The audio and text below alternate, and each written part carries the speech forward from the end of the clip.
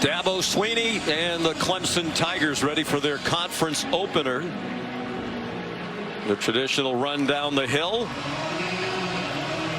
One of the great traditions in college football. And a big crowd here on a warm day in the upstate of South Carolina.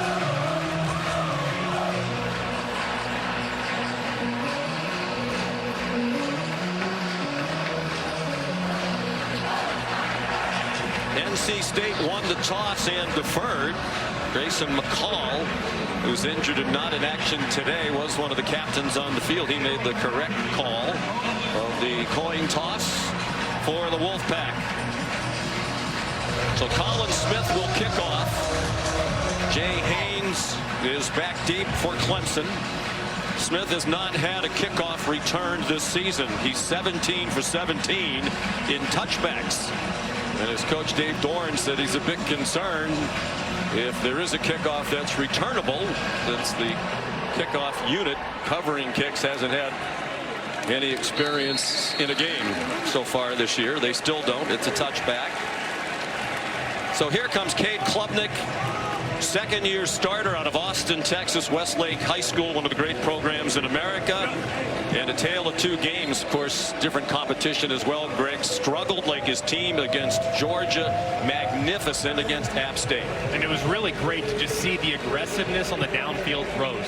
Last year and against Georgia was not very accurate on the downfield. It really didn't try them very often. Against App State, it was clearly a point of emphasis. He met the challenge, and as a result, the offense opened up to a ridiculous 50-plus point first half. He played the first half. He led them to 8 consecutive touchdown scoring drives. He's on target to Antonio Williams for a 6-yard gain to the 31. And they'll line up quickly and spread the field with 5 receivers. They have a deep receiving core. They are without Tyler Brown today, who was their leading wide receiver last year. They still have at least 6 they have faith in. That's Phil Maffa, the running back. Very near the first down. They're going to mark him about a half-yard short. Good start so far for Cade Klubnik. A couple of easy completions, throwing to his right. As a right-handed quarterback, you're usually more comfortable throwing in that direction, so it's good to get his game started by the offensive coordinator, Garrett Riley. They gave him a similarly easy throw to start the Georgia game. They missed a layup, and that was the harbinger of things to come. Big hole off the right side for Maffa. He bangs his way to the 45 for an 11-yard gain and a first down. And a nice job by the right side of this offensive line, and Maffa just cutting right off the right tackle. Blake Miller, 3rd and short, and a good job too by Olsen Pat Henry, number 11, the tight end, working across the formation, securing the edge and picking up that 3rd down conversion. Olsen Pat Henry's become more and more of a factor, particularly in the run game. Here's Klubnik off to the races. They pick up right where they left off against Appalachian State. 55 yards and a touchdown.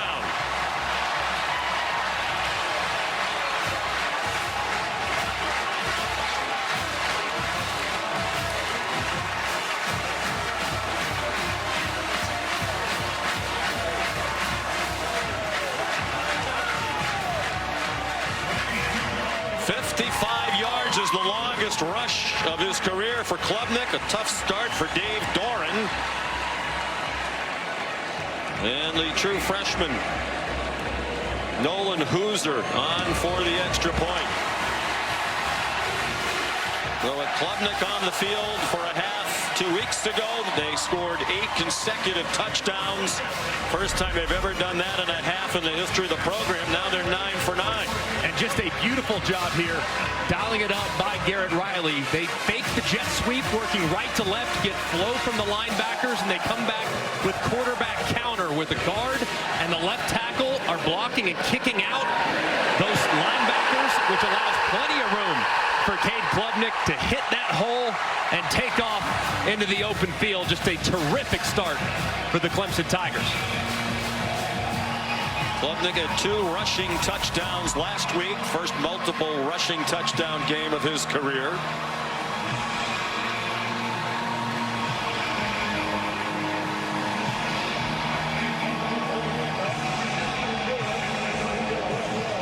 And here's Robert Gunn III to kick off.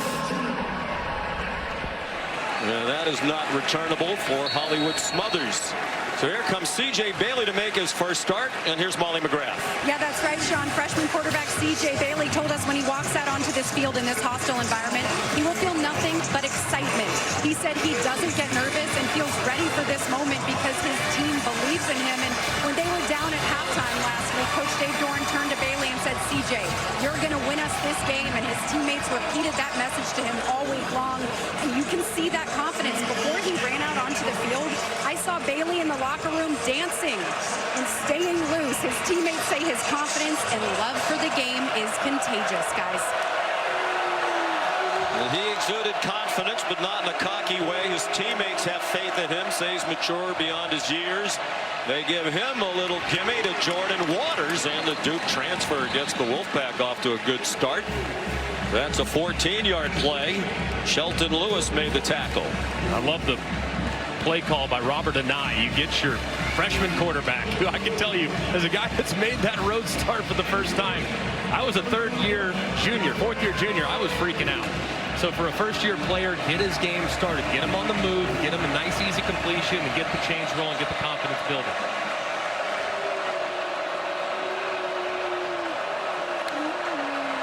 Jordan Waters is the running back, part of the trio they've been using to start the year.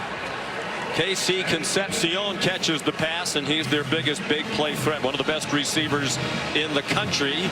The ACC Rookie of the Year a year ago, and he caught 71 balls. And he is so important to their offense. They use him so many different ways.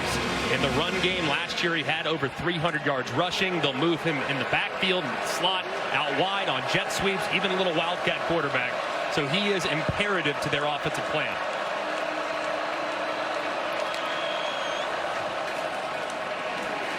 Jordan Waters again. He's into Clemson territory and down at the 45. He was a part of the Duke victory against Clemson in the conference opener in Durham last year, which ended Clemson's streak of 8 straight wins in ACC openers. When they brought him in, they anticipated him kind of being a bell cow, and they've decided to kind of split the carries a little bit. But the run game really hasn't gotten going just yet, in large part due to the offensive line being a little inconsistent. They're expecting that group to play really well against a talented defensive front today. They've also played from behind in all 3 of their games. They come in at 2-1. Bailey is flushed by Trey Williams. Takes off running. Broke a tackle. And turned that into a gain of 3. He's a big target. They list him at 6'6". He told us yesterday he's 6'7". Just a bust up front in protection. Right guard Timothy McKay slides to his left, leaves the defensive tackle completely unblocked. I mean, that is infuriating. If you are the offensive coordinator, Robert Anai, you have a freshman quarterback. Your offensive line cannot be busting protections. Right there they do. Fortunately, Bailey's athleticism gets him out of a jam.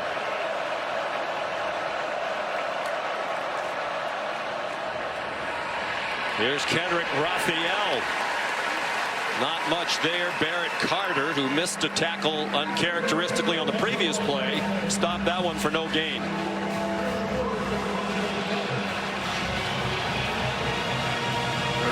Here from the Clemson Tigers. This is usually a situation where Wes Goodwin, the defensive coordinator, brings pressure. Play a lot of man coverage, and they bring pressure here. Third down, try to force it out of C.J. Bailey's hands quickly. Let's see if they ramp up the heat against the freshman. Wes Goodwin in his 3rd year as defensive coordinator. They fake the jet sweep. Bailey had room, but he couldn't get away from Trey Williams. If he had plenty of green grass in front of him. And watch Trey Williams' eyes in the backfield the whole way. He's engaged with the center, Zeke Correll, and he's watching the entire time. Never allows Bailey to break leverage. That's extremely disciplined there by the defensive tackle. Not chasing the flow of the play from right to left. He stayed at home and made the tackle as soon as Bailey tried to cut it back. Great discipline there defensively. It's on 4th and 7 at the Clemson 42. Dave Doran sends on Caden Noonkester, the punter. Nicknamed Nooner, so he should have a good day with a noon start. End over end punt and a fair catch made just inside the 10 by Antonio Williams. 33-yard punt. Clemson back on offense, up 7-0 when we come back to Death Valley. State. Cade Klubnik, the longest run by a Clemson quarterback since Trevor Lawrence, 2019, the Fiesta Bowl against Ohio State.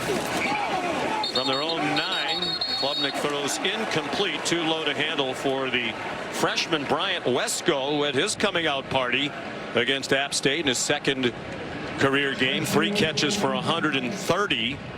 Including a 76-yard touchdown pass. They ran past the defense on their 3rd play of the game that set the tone.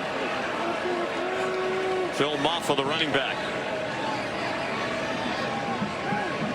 Klubnik completed his first 13 passes in their last game against the Mountaineers. 2 for 3 this afternoon.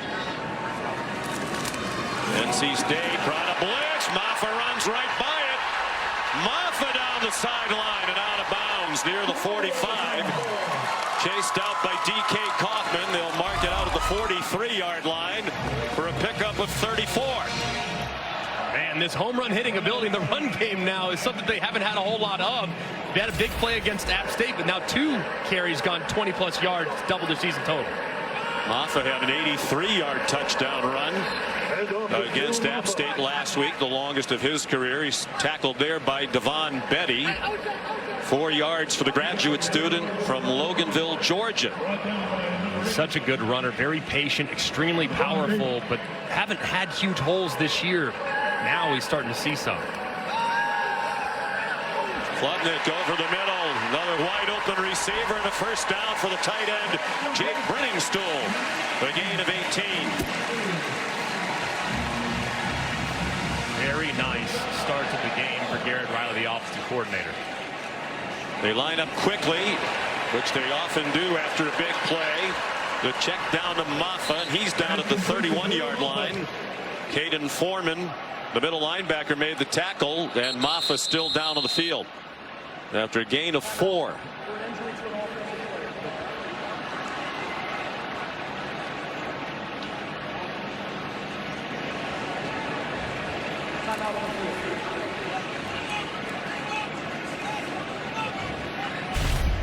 Let's look as Maffa's going to the ground, almost evades the tackle. And goes down hard on that right shoulder. Hopefully he'll be all right. Leading NC State 7-0. Looked like a shoulder injury to Maffa as he was tackled by Caden Foreman. He has that brace on that left shoulder, and as soon as he went to the ground, he kind of pointed to it, got up and walked off under his own power. So a sigh of relief breathed, but hopefully he'll be able to return to the game. Second possession for the Tigers. This is 2nd and 6. And a man wide open, a touchdown, Antonio Williams. A 31-yard strike. And they've scored touchdowns on their last 10 possessions with Cade Klubnik at quarterback.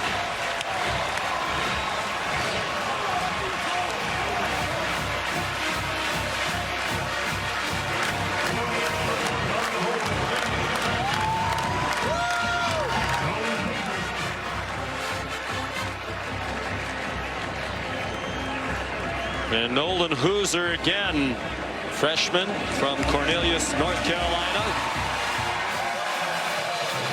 The extra point makes it 14-zip.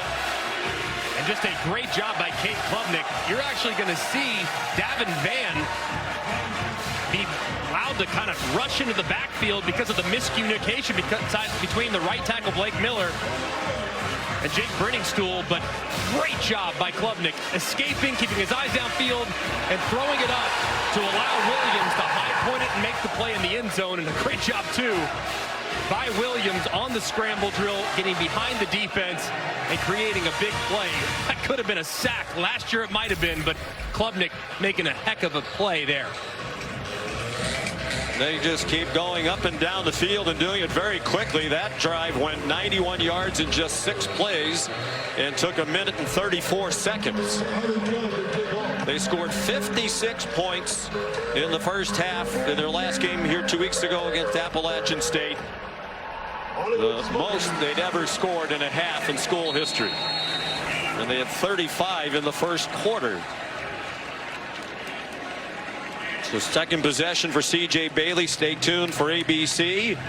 More top college football action today. 3:30 UCLA at number 16 LSU. And then the big one of the weekend tonight. Number 6 Tennessee.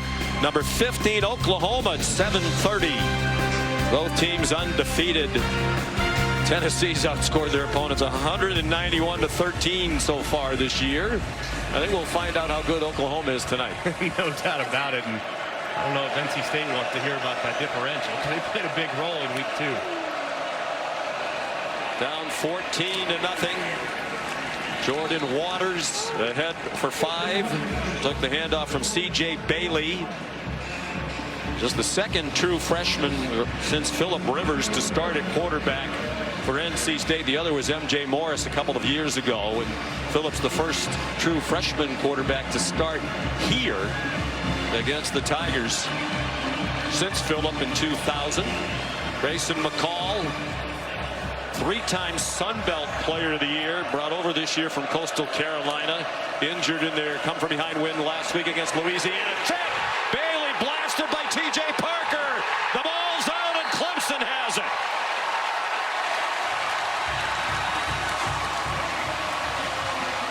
Cade Denhoff recovered the fumble forced by Parker. What a job by Parker working against the left tackle.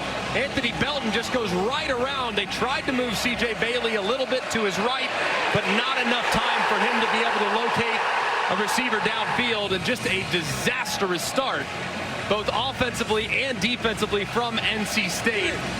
Their young quarterback puts it on the deck, but my goodness, that's a tough ask when the left tackle gets beat as quickly as he did. T.J. Parker had a tremendous freshman season a year ago, record-setting in fact. Had just 1 tackle for loss through their first 2 games. You asked Wes Goodwin about that lack of production yesterday. Jay Haynes, the ball carrier, in the absence of Maffa, taken down by Devon Betty. And Wes Goodwin said part of it is that T.J. Parker's getting more attention, but they were after him to play better. No doubt, and a lot of teams have basically said, hey, we got to get the ball out against Clemson's defensive line. Right now, they don't have the pressure numbers and the sack numbers that you'd like. That's because people are really playing against the strength of that team, the pass rush. Klubnik down the seam and a diving catch made by Troy Stellato at the 3-yard line. It'll be first down and goal. They spot it at the 4 for a gain of 13. Trying to capitalize on the takeaway. Haynes got about half of what they needed. They think he has a bright future. Freshman from Roanoke, Alabama, gives them some speed in the backfield. We haven't seen a whole lot of those backs behind Phil Maffa. It's just been such a workhorse for them starting really midway point of last year, but they like their depth at running back. They think they have speed and power with Haynes and Keith Adams respectively.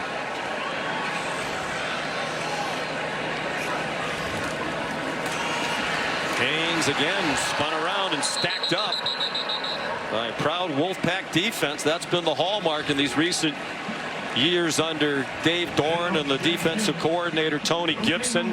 Out of the 3-3-5 alignment, they give the offenses a lot to consider. And twice now stuffed at the line of scrimmage. I would anticipate quarterback run here.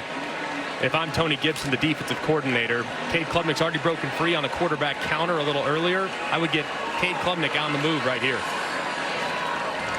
Klubnik play fake, and he could not be more wide open. Antonio Williams, his second. And his 9th career touchdown catch. Not even 10 minutes gone by. They have 20 with the 21st to come.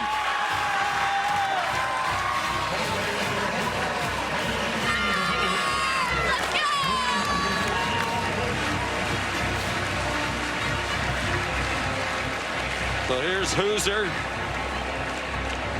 One of the most highly recruited kickers in the country. 66 high school field goals, the all-time national record. The extra point is good. Dave Dorn said we have to win the turnover margin. They're -1 now in that area. TJ Parker forced the fumble. Klubnik to Williams. There's the Taco Bell Live Más student section. All season long, student sections across the country are competing to be the Taco Bell Live Más student section of the year. Download the Taco Bell app to learn more. Parents Weekend here on the campus of Clemson University. And Robert Gunn, the touchback machine, boots another. Well, we alluded to it going to break. Dabo Sweeney and Dave Dorn both talk a lot about winning the turnover margin, because when they do, they win. Identical records for these two programs since the start of the 2020 season. When they win the turnover margin, they're both 21-1. Dabo's team is +1 today. Yeah, and Dave Dorn says the 3 keys to this game: win the turnover margin, don't beat yourselves with penalties and mistakes, and don't let momentum swing against you. I'd say 0 for 3 so far, which resulted in a big hole down 21-0 on the road. NC State has won 2 of the last 3 in this rivalry, but both were in Raleigh. They haven't won here since 2002. They've dropped 9 in a row at Memorial Stadium. Hollywood Smothers got smothered for a loss of 2. Transfer from Oklahoma. He's from Charlotte. Was recruited out of high school by NC State. Dave Dorn said one of the things they do is they watch players from North Carolina who go elsewhere, because a lot of times players go someplace and they're not happy and they want to come back home.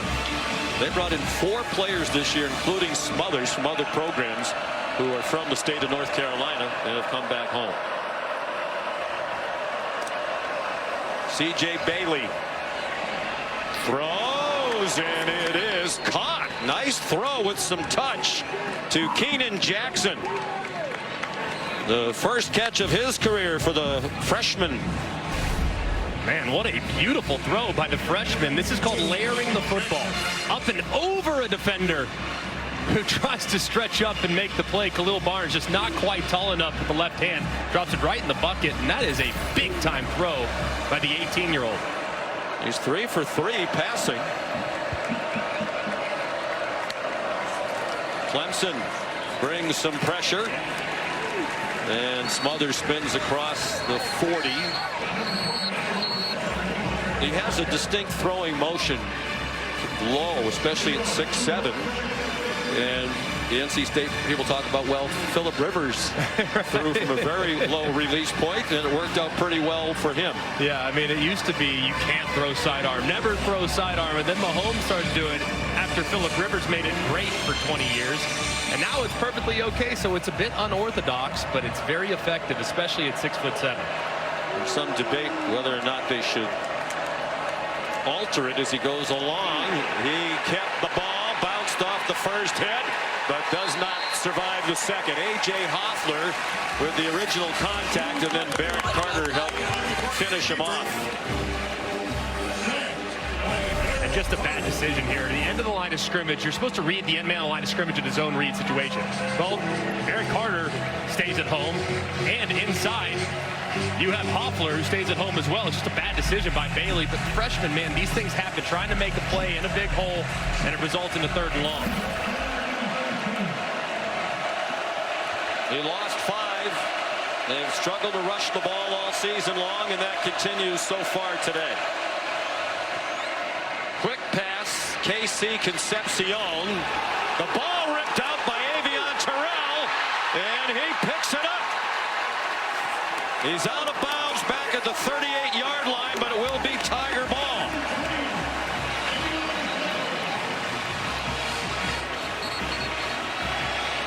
There is a flag down at the end of the play, down at the 5-yard line, as Terrell continued toward the end zone. The play had already been blown dead back along the sideline at the 38.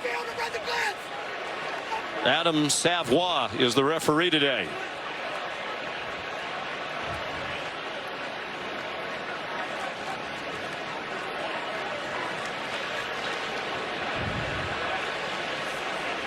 They're trying to sort this out.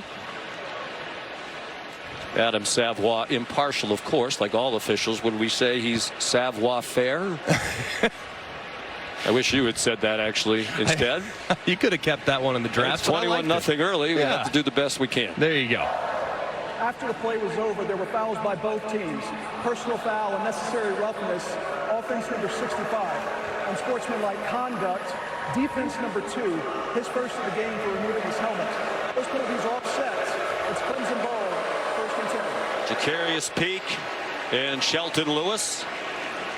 As Concepcion had it ripped out by Terrell, the brother of the former Clemson star DB, A.J. Terrell. And how about the play, too? I mean, he's being blocked by Dakari Collins, somehow is able to break free of that and rips it away from Concepcion, only to go pick it up as well. And at the end of the play, the big hit resulted in the penalty.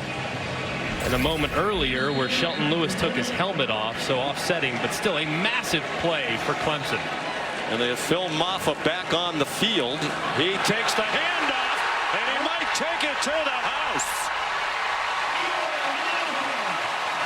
Touchdown, 38 yards.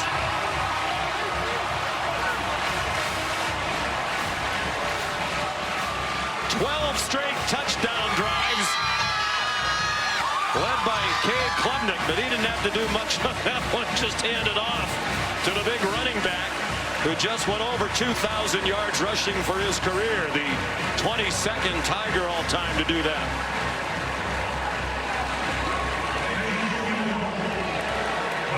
I'm starting to think that the offensive outburst against App State was more about Clemson than it was about App State. You know, we asked Dabo Sweeney about that yesterday because App State did give up 48 at home on Thursday night to South Alabama.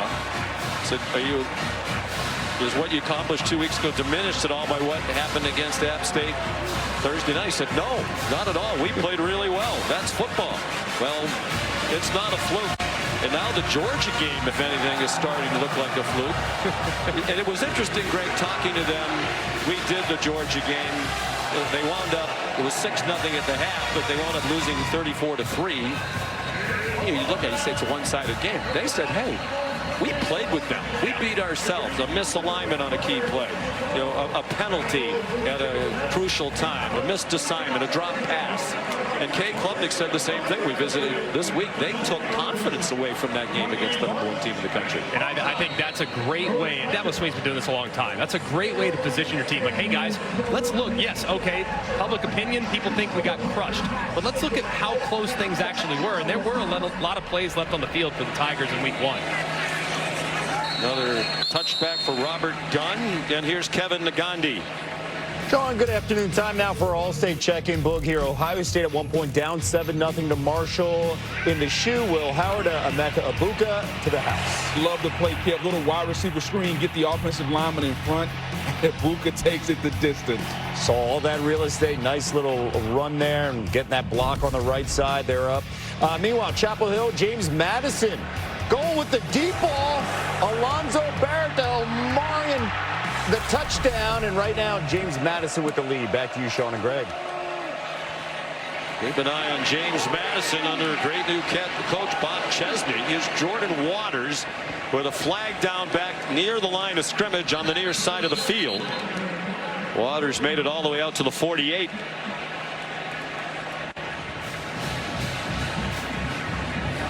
Holding, offense, number 54, 10-yard penalty, first down. Val Erickson, transfer from Missouri, who arrived in January in time for spring practice and wipes out a 22-yard play.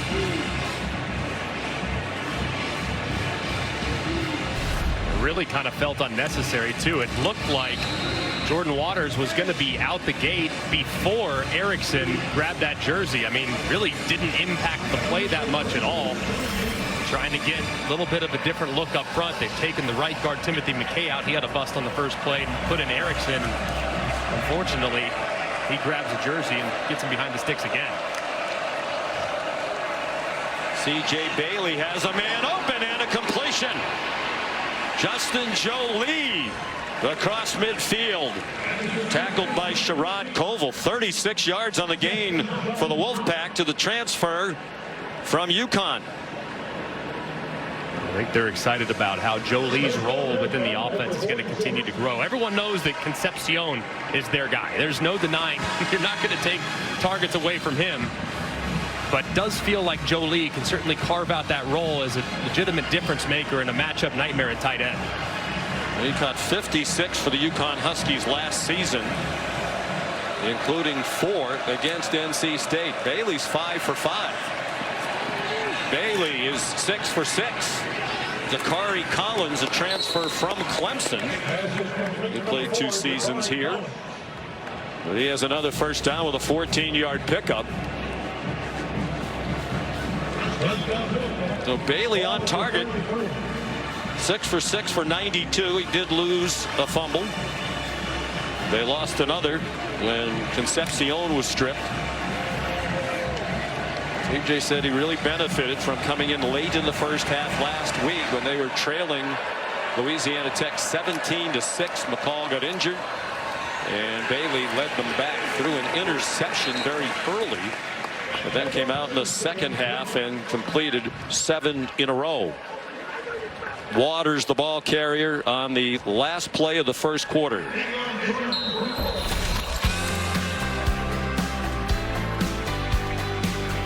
28-0 Clemson.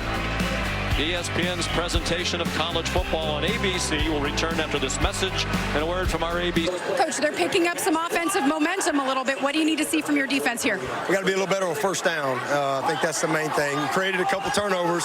You know, first drive they put us backed up on the 10. We got the stop, but they flipped the field. Offense did a great job of going and scoring. But the main thing is we need to be a little better on first down, and then we got to cover the wheel route. So that's been a little bit of an issue. In one word, how would you describe this offensive output from your team? Explosive and consistent. You know, they're just taking what's there. Our quarterback's blossoming right before our eyes. This is 2 games in a row where we've come out of the gate first half and really played with a lot of precision. So long way to go. You know, you just can't play to a scoreboard. You just got to keep playing to a standard, and that's what we're trying to do. All right, thanks, Coach. Well, we all like and respect Dabo Swinney a great deal, and just for the viewers watching, that is his version of a one-word answer. Yes, he likes to expound. Yes, he does, and we appreciate him for it. One of the best ever in our meetings. Kendrick Raphael, the ball carrier on the last play for 3 yards for NC State.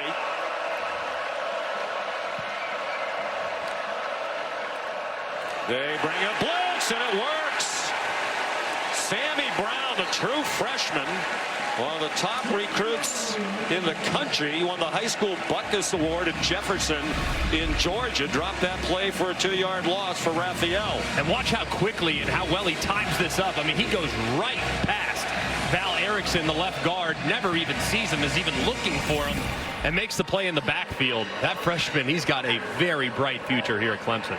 The same high school that produced Malachi Starks, the great safety at the University of Georgia. Here's Kanoa Vineset. And a 52-yarder last week. First-year starting kicker. He's made all 5 of his kicks so far. This one from 48. Very little breeze to speak of. And that one is no good. Wide to left.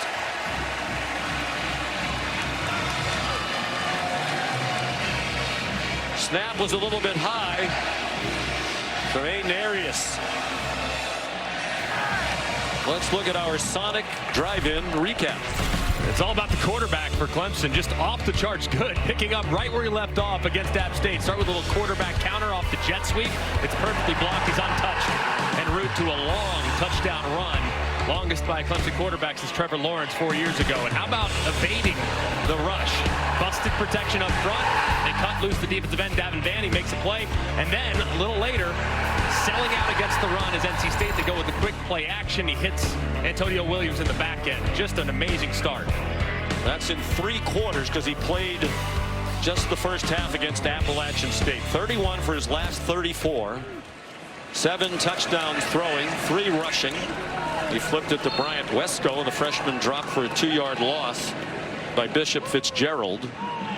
and they've scored 12 touchdowns on their last 12 possessions in the first half, all with Klubnik at the helm. I think a lot of people had unreasonable expectations for Cade Klubnik in 23, that he's just going to come right in, be the next version of Deshaun and Trevor Lawrence. Maybe it's taken a little time, and we're starting to see what he's capable of under center for the Tigers. Phil Maffa back in at running back. And the ball comes out. They're ruling him down at the 34-yard line. Brandon Cisse made the stop. Talented cornerback. Let's take a peek as Cisse. It's nice to get him back. I know Tony Gibson loves what he's capable of. Left elbow down right there before the ball is dislodged. Look from the umpire, it appears, and just pops right out underneath. A good call by the official. 3 of the officials have Mindfly cameras today. Will get some unique vantage points. Klubnik throws incomplete for Troy Stellato. And clearly it's time to change quarterbacks here at Clemson. He's human, ladies and gentlemen. But that was well covered. I mean, really the first time all day that we've seen a little life from NC State defensively. That would have been a tight window to fit it into, but given how hot Cade Klubnik's been, I'm surprised he didn't do it. So after 12 straight touchdown drives in the last 2 first halves, they're finally stopped. Aiden Swanson on the punt. 6th year at Clemson. The 24-year-old from Tampa, 3rd-year starting punter. Short and tumbling, and a fair catch made at the 29 by Jalen Coit. 30 Sound Crew on ESPN and the app. They'll have the early breaking stories, injury updates, previews right up to kickoff. And this week, 2 Monday Night Football games, 7:15 on ESPN. Jacksonville's at Buffalo at 8 on ABC and ESPN Plus. The Washington Commanders and the Cincinnati Bengals. The matchup of Heisman Trophy winning quarterbacks out of LSU. Alongside the national championship winning quarterback Greg McElroy, Molly McGrath on the field. Sean McDonough, delighted to have you with us. 28-0 Clemson. 3 minutes gone by, second quarter.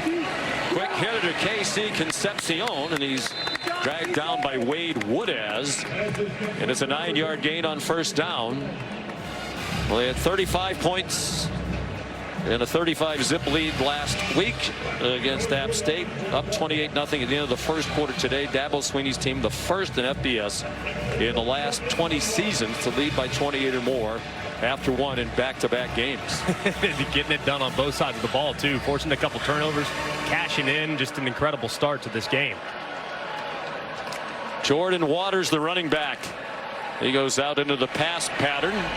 Bailey, cool as he rolled to his right, and he found Justin Jolie to the 50-yard line, and a 12-yard gain for NC State. I know a lot of the attention is going to be on Cade Klubnik and what Clemson's doing on both sides of the ball, but my goodness, I've been really impressed with C.J. Bailey. He's now 8 for 8 for 111 yards. Did have a fumble, but this time takes a big shot. And the guy that forced the fumble a little earlier, T.J. Parker, still accurate on the move, poised. It's a pretty good start for him, all things considered. He's already made the acquaintance of T.J. Parker.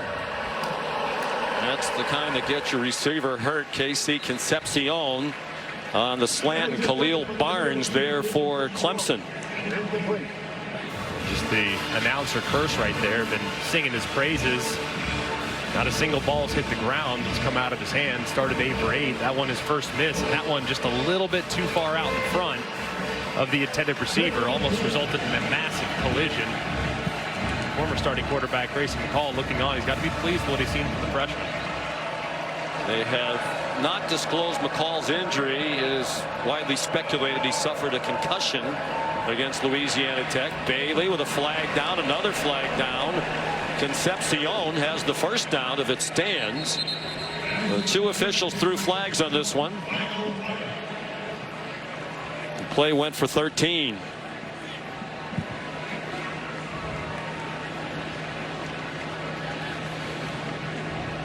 There are 2 fouls on the play, both by the defense. Personal foul, hands to the face, number 15. That penalty's declined.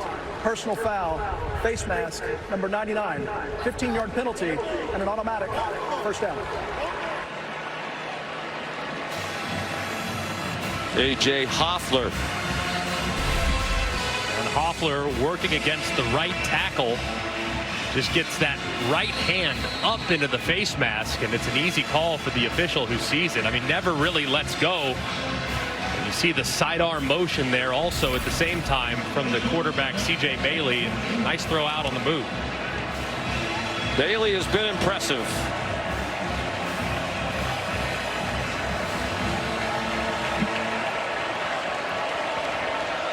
Kendrick Raphael is the running back. They go to the reverse. KC Concepcion scampers out of bounds with Woodaz in hot pursuit. A short gain. Robert Unai, the offensive coordinator, into the bag of tricks. 5 minutes into the second quarter. That's now a couple times on this drive where Wade Woodaz has been following KC Concepcion all over the field. First play of the drive, there was a ton of space. Woodaz made the play. That time there was a lot of space on the reverse. Looked like it might have been a pass if the guy wasn't covered. Woodaz there to stop him. I mean, this defensive staff continues to sing his praise as a guy that's been very versatile in his career here early at Clemson. Was a safety, now a linebacker.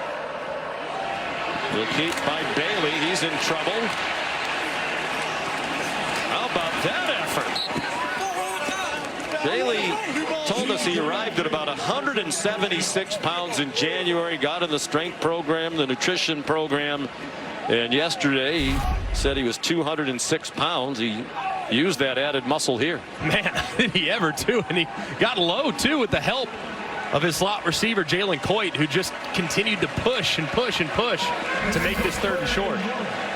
I would think this would be 4-down territory. They tried a long field goal last time, but doesn't look like field goals are going to do much good against this Clemson offense, which is on fire. 3rd down and 1 with Jordan Waters, the running back. And Jordan has the first down. D. Creighton, another true freshman, highly recruited linebacker like Sammy Brown, in on the play. And these young players on the defense got a lot of experience last week. One of the benefits of that big blowout the last game 2 weeks ago, 106 players played at least one snap for Clemson. They dressed 129. 46 of them were on the defense.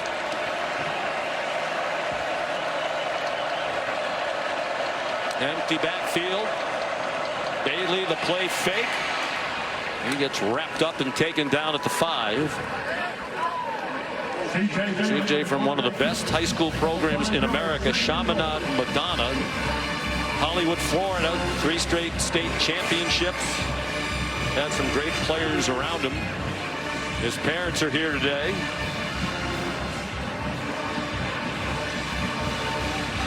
Trinice and Watson.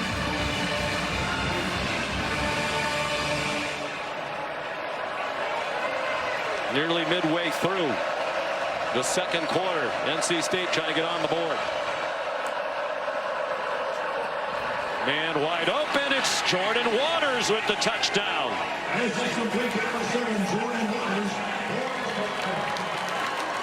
His first touchdown reception as a member of the NC State Wolfpack, and his 3rd TD overall for his new team. It comes from 5 yards. Just a terrific drive there by NC State. I mean, all the momentum on the side of the Clemson Tigers, but their offense, yes, they've made some mistakes with the turnovers, putting the ball on the deck twice. It resulted in Clemson points, but that was a big drive right there to swing momentum back in their favor and take advantage of a couple Clemson mistakes. Noah Vine set. Adds the extra point. 9 plays, 71 yards. 4 minutes and 37 seconds. And C.J. Bailey. His first career touchdown pass. And his parents love it. 25 to go first half. Clemson leading 28-7. Jordan Waters, his first touchdown reception since 2021 when he played at Duke. Having some technical issues here. That's why, well, the score's back on the screen now. We had some cameras down. Graphics go down. We're reestablishing contact with Bill Lamagnier. Looks like the technical picture here is brightening, just as the situation for NC State has brightened just a bit. It is, yeah. And you could not have played worse in the first 10 minutes of this football game if you're NC State. A couple fumbles, things that you absolutely couldn't have. You put your freshman quarterback in a bunch of difficult spots, but the bounce back has been nice. And I've been really impressed with C.J. Bailey's poise, his accuracy, and the decision-making he's displayed so far. Dave Dorn is not surprised. He was singing the praises of Bailey last night. Klubnik, deep ball. Williams behind the defense, and it's incomplete. Covered by Brandon Cisse. Ball, to me, Greg, a little bit late and underthrown because Williams had a little more space but had to wait for the ball to get there. Man, and if you look at Klubnik, he hitched 2 times. If you hitch once, this ball's up and down before Cisse can recover. Had he just anticipated just a little bit more down the field, it would have been less time. Still a very catchable ball and one that you'd hope your great receiver would make, but man, that felt like a big missed opportunity there for Clemson. Well, the coaches felt he wasn't decisive against Georgia. That was a lot different against App State. Again, different caliber of competition. T.J. Moore, the freshman. Trevally Price delivered a big hit on Klubnik. Cisse beaten in coverage. He was in coverage on back-to-back plays. 40 yards on the pass to the freshman T.J. Moore. Man, Klubnik got absolutely killed on the backside. Harris Sewell and Linthicum couldn't get there, but he still drops it in the bucket down the field. Keith Adams Jr. in a running back. Adam Randall the catch. Tough run after the catch to get the first down with a 13-yard gain. Randall, one of those who had a tough day against Georgia. Part of those mistakes that really cost him. He committed a couple of penalties on offense. Keith Adams Jr. tripped up at the 20, or he had more ground to cover. Bishop Fitzgerald made the tackle, the safety. And Devon Betty is the injured Wolfpack player.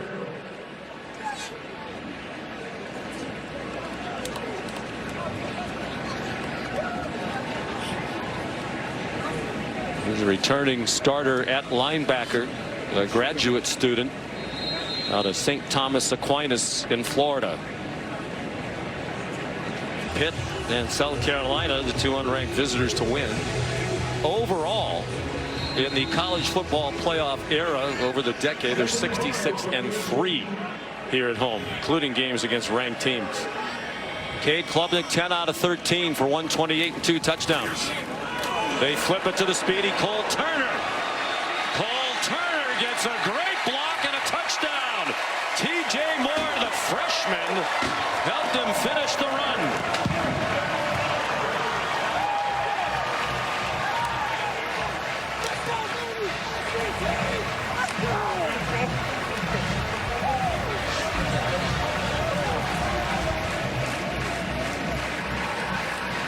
Cole Turner, sophomore from Vestavia Hills, Alabama, the Birmingham area.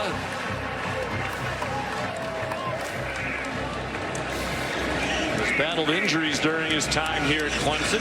18-yard touchdown run. And the extra point good by Nolan Hooser. Another 75-yard drive in the blink of an eye. 5 plays in a minute 31. And Tony Gibson, the defense coordinator, kind of ramped up the aggressiveness. They brought a few more pressures here in the second quarter so far. Just beat him around the edge that time. And you referenced it, Sean. Just a tremendous job out at wide receiver by the freshman T.J. Moore, blocking for as long as he did. Might have gotten away with a little bit of a jersey grab there on the end of the line of scrimmage against Jihad Carter, but still one of the fastest guys on Clemson's roster. Turner turns the corner and finds the end zone yet again, much to the delight of Dabo Sweeney. The son of the late Kevin Turner, NFL player who passed away a few years ago. Dabo Sweeney promised to look after his sons. Nolan Turner played here as well. Robert Gunn sends it over the end line. Here's Molly. Well, Sean, injured NC State quarterback Grayson McCall has been side by side with C.J. Bailey all day. The first person to greet him on the sidelines, constantly coaching him up, giving him encouragement. And during pregame warmups, McCall held Bailey's water, even squirted water into his mouth, handed him a towel, toweled off his face. I have never seen an injured starter double as a water boy. The selflessness and humility is rare, guys.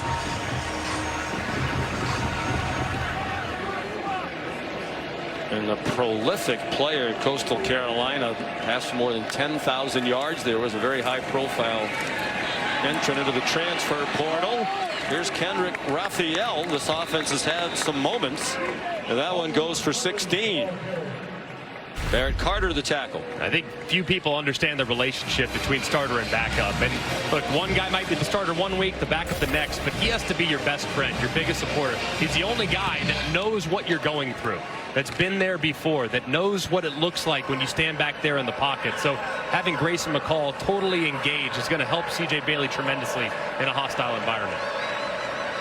It's good to know they have two capable quarterbacks. Their offense had actually been struggling in the games with McCall at the helm. KC Concepcion made the reception. Good for 6. But they're used to this in Raleigh. This is the 5th time in the last 6 years that NC State has had to use more than one starting quarterback in a season. The only one to start every game during that stretch of a season was Devin Leary in 2021. Under 5 minutes to go, second quarter. 2-1 edge in time of possession for NC State. So that's what that means. KC Concepcion had the ball hit him in the back.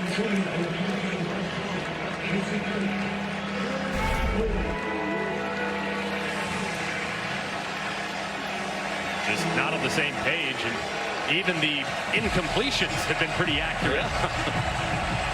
The quarterback, of course, he knows what it looks like when that ball gets tipped up, and McCall looks as puzzled as C.J. Bailey did.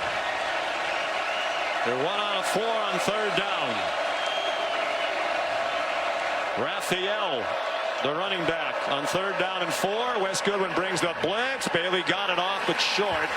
The throw under duress. Gerard Koval, the blitzer foremost involved in interrupting that throw. Well-timed pressure there and a good call by defensive coordinator Wes Goodwin. I mean, just complete overload on the right side. You see the offensive lineman point out to it, but it's too late. There's two guys right in the face of C.J. Bailey, and he just can't get enough on the ball to complete the pass to KC Concepcion. Would you think about going for this if you were NC State? It's hard to go for it here just because of how good the field position would be for Clemson in the event which you didn't get it. At 4th and 1 for sure, and at 4th and 5 it's tough. The defense has pressure on Nooncaster, who hit the ground. No flags. Now a flag thrown late by the referee. Trey Williams hit the kicker. And with only 4 yards to go, if that's the call, it's going to be a first down for NC State. There is no foul for running into the kicker. The defender was blocked into the punter. It's first down Clemson. And a 42-yard punt stands. Dave Dorn well out onto the field, wants an explanation from Adam Savoie. Very frustrated. Yeah, it doesn't look like there's a lot of blocking right there on Trey Williams. It didn't look like he was blocked into the kicker, and that's one I'm surprised that it didn't result in that 5-yard penalty. I understand Dave Dorn's frustration. Yeah, it appeared that initially there was some contact there, but he was clear of the contact and under his own power by the view I see. So I would have supported the call for the contact on the kicker. The voice of Bill Lamagnier delayed that bill along today. So Clemson starts at the 11.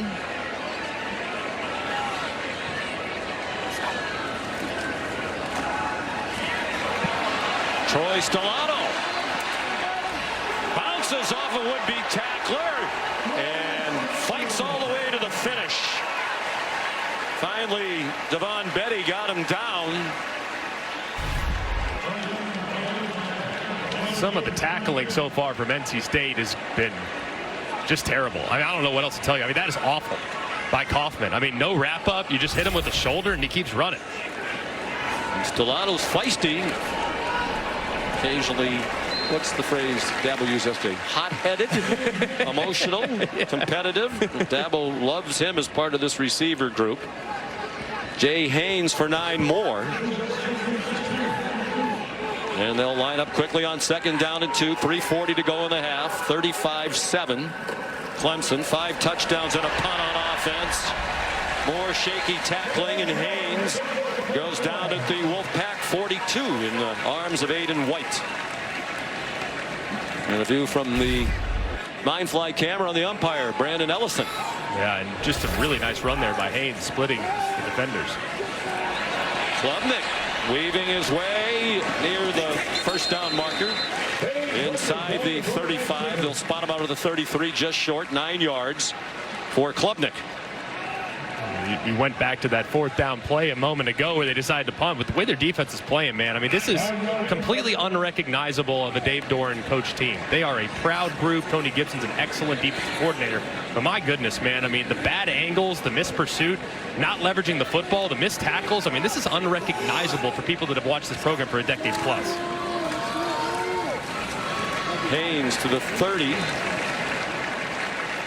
I would say this, if I'm NC State, I would start using my timeouts right now. You need to get another possession. If, you know, realistically, it's highly unlikely you're going to make it a game, but you got to get as many possessions as you can. Absolutely.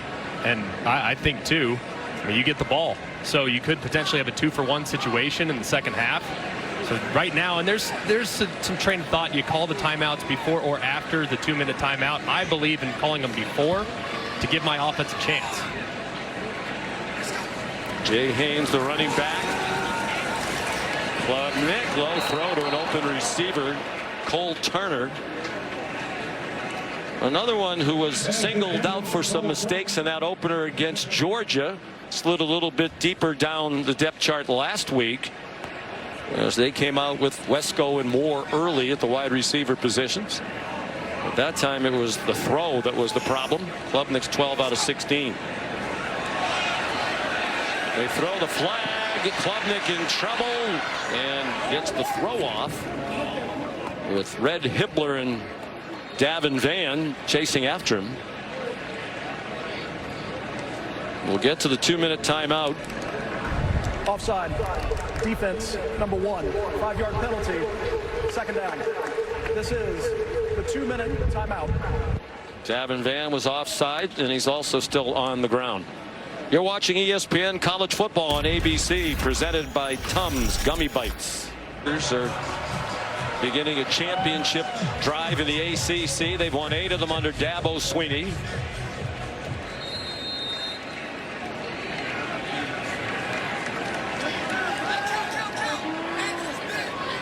They lead 35-7 at the 2-minute stoppage, and they're poised for more. 2nd down and 5. Keith Adams Jr., the son of a terrific linebacker in the Clemson Hall of Fame in the late 90s, who was their honorary captain for that win against App State 2 weeks ago. Adams has that nickname Hammerhead, and a guy that's built much like Phil Maffa, where really is powerful back between the tackles. They don't seem to have as much depth at running back. Of course, last year they had the dynamic duo with Maffa and Will Shipley. Play fake by Klubnik, throwing to the end zone, looking for Williams for his 3rd touchdown of the game. It was a little bit too far for him. Just a little bit off the mark, but man, they are really playing aggressively these last couple weeks, man. I mean, as soon as they get 1st and 10 plus territory, it's like shot is coming. They get one there, you have a chance. Hey, you miss it, no problem. Us or no one in the back corner of the end zone is a pretty good throw. It's a tight window, and Williams almost reels it in. DJ Jackson, the injured player, and unfortunately he's had a lengthy history of injuries.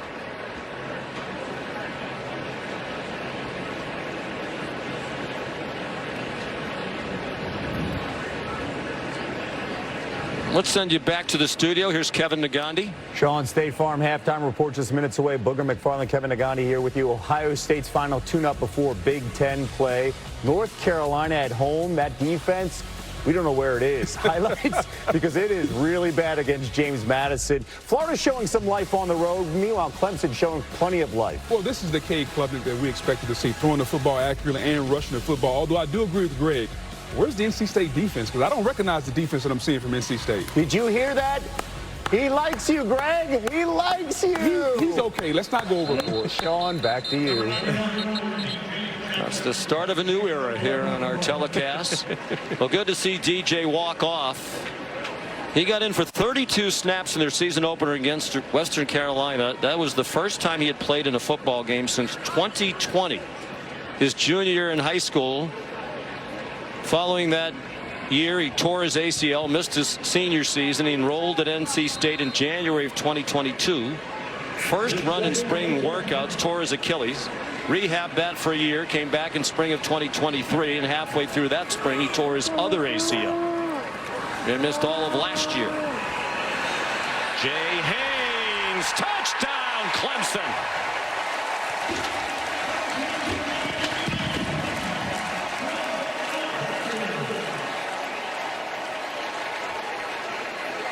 Tony Gibson, like Greg McElroy and Booger McFarland, can't believe what he's seeing.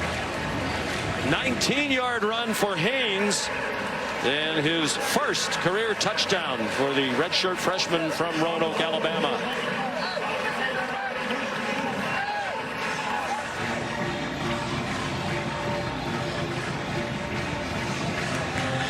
So in the last two first halves for Clemson, that is 14 touchdowns on 15 possessions.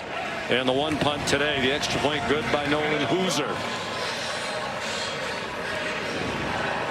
Just 5 guys in the tackle box for NC State, which means run all day long. They go with the quarterback draw to just get a little bit more separation, and you see the speed on display from Jay Haynes. He's the guy that they anticipate seeing his role grow more and more as the season goes along, as a lightning to Phil Maffa's thunder. Great call there by Garrett Riley, anticipating a light box defensively and running it right up the middle for another touchdown. I misspoke. His second career touchdown for Haynes. He got into 3 games last year, scored 1 touchdown.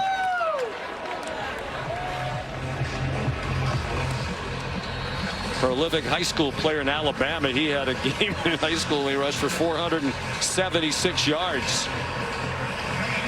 Or Hanley High School. Says pretty good day at the office. Pretty good day at the office right there. Almost 5 Bills on the ground. So the kickoff is a touchback.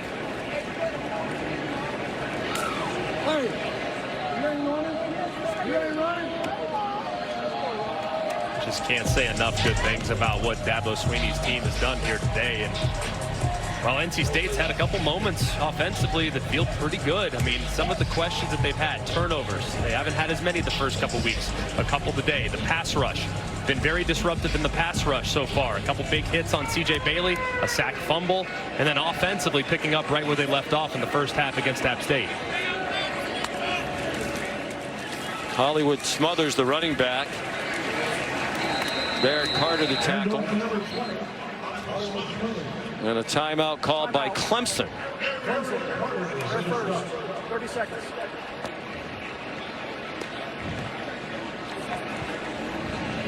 Well, Dabo Swinney out for blood. It might be the second straight game where in the second half the starters basically don't play.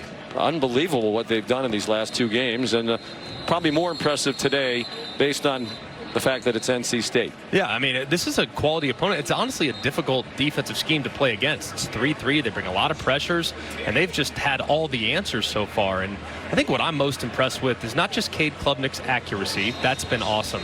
But some of the home run hitting ability and the receivers getting behind the defense and making those contested catches. Creating explosives has been a bit of a problem the last couple of years. But my goodness, this looks like a different group offensively with how aggressive they've been and the plays that they've capitalized on. Well, one of the things we said as we were broadcasting their game against Georgia, when are they going to take some deep shots down the field? They felt they tried that early and missed and got away from it. Of course, they've had a lot more time to throw the ball than they had against Georgia. More players certainly getting open. Wade Wood has put the heat on Bailey. It'll be 3rd down and 8. So I guess the question is, nationally, did all of us overreact to that, at least based on the score, one-sided loss to Georgia? 100%. But that's pretty normal in week 1. But with Clemson, it's like people are anxious, or they're just chomping at the bit to write them off. And yet they're still a relatively young team when you look at some of their key contributors. They bring the pressure on Bailey, who pulls it down and goes down back at the 15-yard line. A slew of Clemson Tigers there for a loss of 11. And another timeout called by Dabo Swinney. And this pocket just completely collapses. A game is called. You have movement and shifting, and they just completely overload the pass protection for NC State. Guys coming around the edge, guys up inside, and another big play. And a flag down. TJ Parker. Clemson fans no longer asking where has he been. The flag was really late too, almost there was after some the stuff whistle. after the play. Parker had 12.5 tackles for loss last year as a true freshman, the most in Clemson history by a true freshman, and 5.5 sacks. 3rd most by a true freshman. Only Dexter Lawrence and Tyler Davis had more. They came into today with just 3 tackles in their last game, 4 for the season, and 1 tackle for loss. As you said earlier, part of that is teams are throwing the ball very quickly, or trying to at least. I don't blame them either. I mean, just given how disruptive this defensive line was last year, I don't blame them. They don't want to challenge their tackles with TJ Parker in a one-on-one situation. So a lot have been getting the ball out, but just hasn't really happened for them statistically.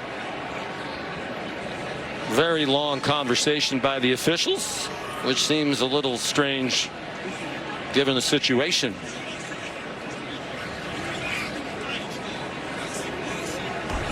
After the play, unsportsmanlike conduct, offense number 74 spitting on an opponent. That penalty is enforced. Half of this is the goal, and number 74 is ejected. As he should be if that's what he did. Clemson, their second, 30 seconds. Please reset the game clock to 57 seconds. So Anthony Belton, their starting left tackle, making his 25th career start, gone for the rest of the day, and the ball will come back inside the 10. Molly? And Sean, to give context to that, I was standing right behind that play, and I could see an orange cleat from Clemson stomp down on CJ Bailey's head, and then Anthony Belton trying to protect his quarterback and went after the Clemson players after the fact. I don't think the officials saw the stepping on CJ Bailey's helmet, though.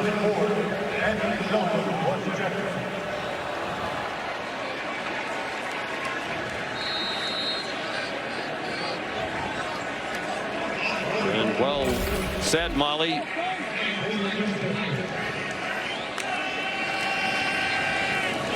So Noonkester on the punt. Antonio Williams already 2 touchdown receptions and a nifty punt return back to the 27-yard line. I don't blame him if he thought they were roughing up his quarterback, but don't spit. No. There's perfectly fine protecting your quarterback. It's admirable, but that takes it to the next level. And the official was right there and watched the entire interaction go down. I mean, cooler heads have to prevail. I mean, this is a guy that's played a ton of football, and I mean, you're anchoring the backside of the offensive line. I mean, you are too important to make a mistake like that. It just keep your cool, man. It just can't happen. Well, here's the end of it. And that's the I don't think he actually stomped on his head, although it looked like it, I'm sure, from the sideline, but he did give a little shove on his way up. A great field position again. TJ Parker was involved in that play. Here's a screen to Brenningstool. And another first down for Clemson. They have 1 timeout left. It's an 11-yard gain. Dabo Swinney's not going to use the timeout here as the clock stops for a moment to move the chains. They have plenty of time. 32 seconds. And the timeout. Klubnik. Maffa out in space. Goes out of bounds in the arms of Jihad Carter with a 7-yard gain. Looked for a moment like he was going to stay in bounds.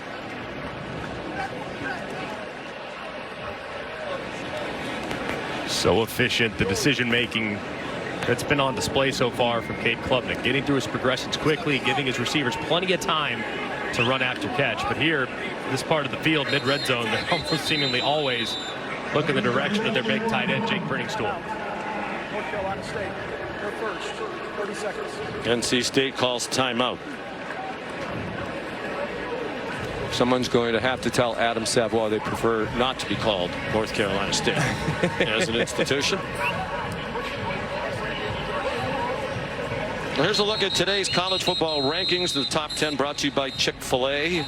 Texas with Arch Manning at quarterback against UL Monroe tonight on the SEC network. Georgia's idle, as is Alabama, and the big game is Tennessee at Oklahoma. The Sooners coached by Brent Venables, the longtime defense coordinator here at Clemson. Yeah, that's going to be an incredible game, and everybody that's watching this as a Clemson fan, they know what Brent Venables and that defensive staff are capable of, and it'll be interesting to see how they match up against an offense that looks like it's unstoppable at the moment. 2nd and 2. They're at the 8. Maffa has the first down, didn't get into the end zone. Caden Fordham made the tackle. Clock stops to move the chains. They still have the timeout. And Klubnik spikes it. And some woofing as Davin Van dumped the right tackle Blake Miller. This feels like something could be percolating. This could get a little testier, feistier. I'm not sure what gave you that impression after the whistle, and it's definitely a little chippy, especially with the frustrations you're seeing from NC State. 11 seconds and the timeout. 2nd and goal from the 3. Klubnik. His receiver Adam Randall got tied up in some traffic with DK Kaufman. We saw the rankings. Miami, the only ACC team in the top 10. Do you think Miami right now is the best team? Not based on what I've seen. I think this Clemson team against Miami would be one heck of an offensive shootout. Now, I'm very impressed with what I've seen from Miami defensively. And when they get Ruben Bain back, I mean, they're not even going at full strength right now. Their pass rush is ferocious. So I think those two are clearly a cut above everyone else in the ACC at the moment. Florida State, the preseason favorite, off to a disastrous start. North Carolina State, they're second. NC State calls another timeout.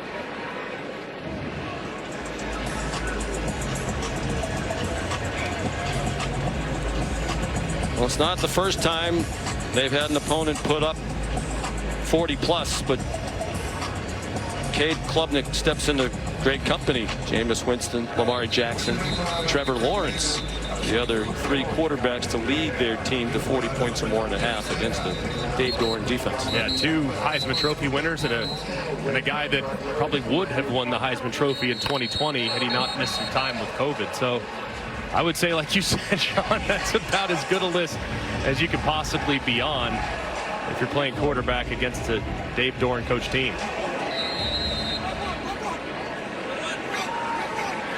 There were many after that loss to Georgia who wondered if he was good enough to be the quarterback on a conference championship contending team. Throws that away. He was well aware of the time. Didn't want to miss the opportunity for the field goal try on 4th down.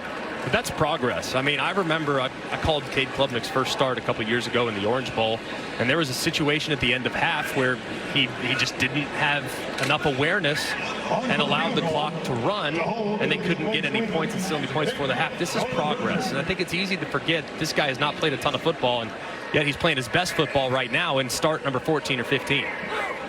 Nolan Hooser, 2 for 2 at the beginning of his career as the Clemson kicker. That's a 21-yard field goal.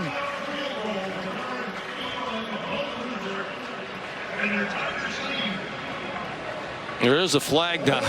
You saw Hoosier gesturing to the sideline. Turn it down. I made the field goal. I want the points. Formation. Defense number 97. Penalty is declined. The field goal is good. That's halftime. Hoosier, Clemson legacy. Mom Sherry was a great soccer player, twice an All-American here.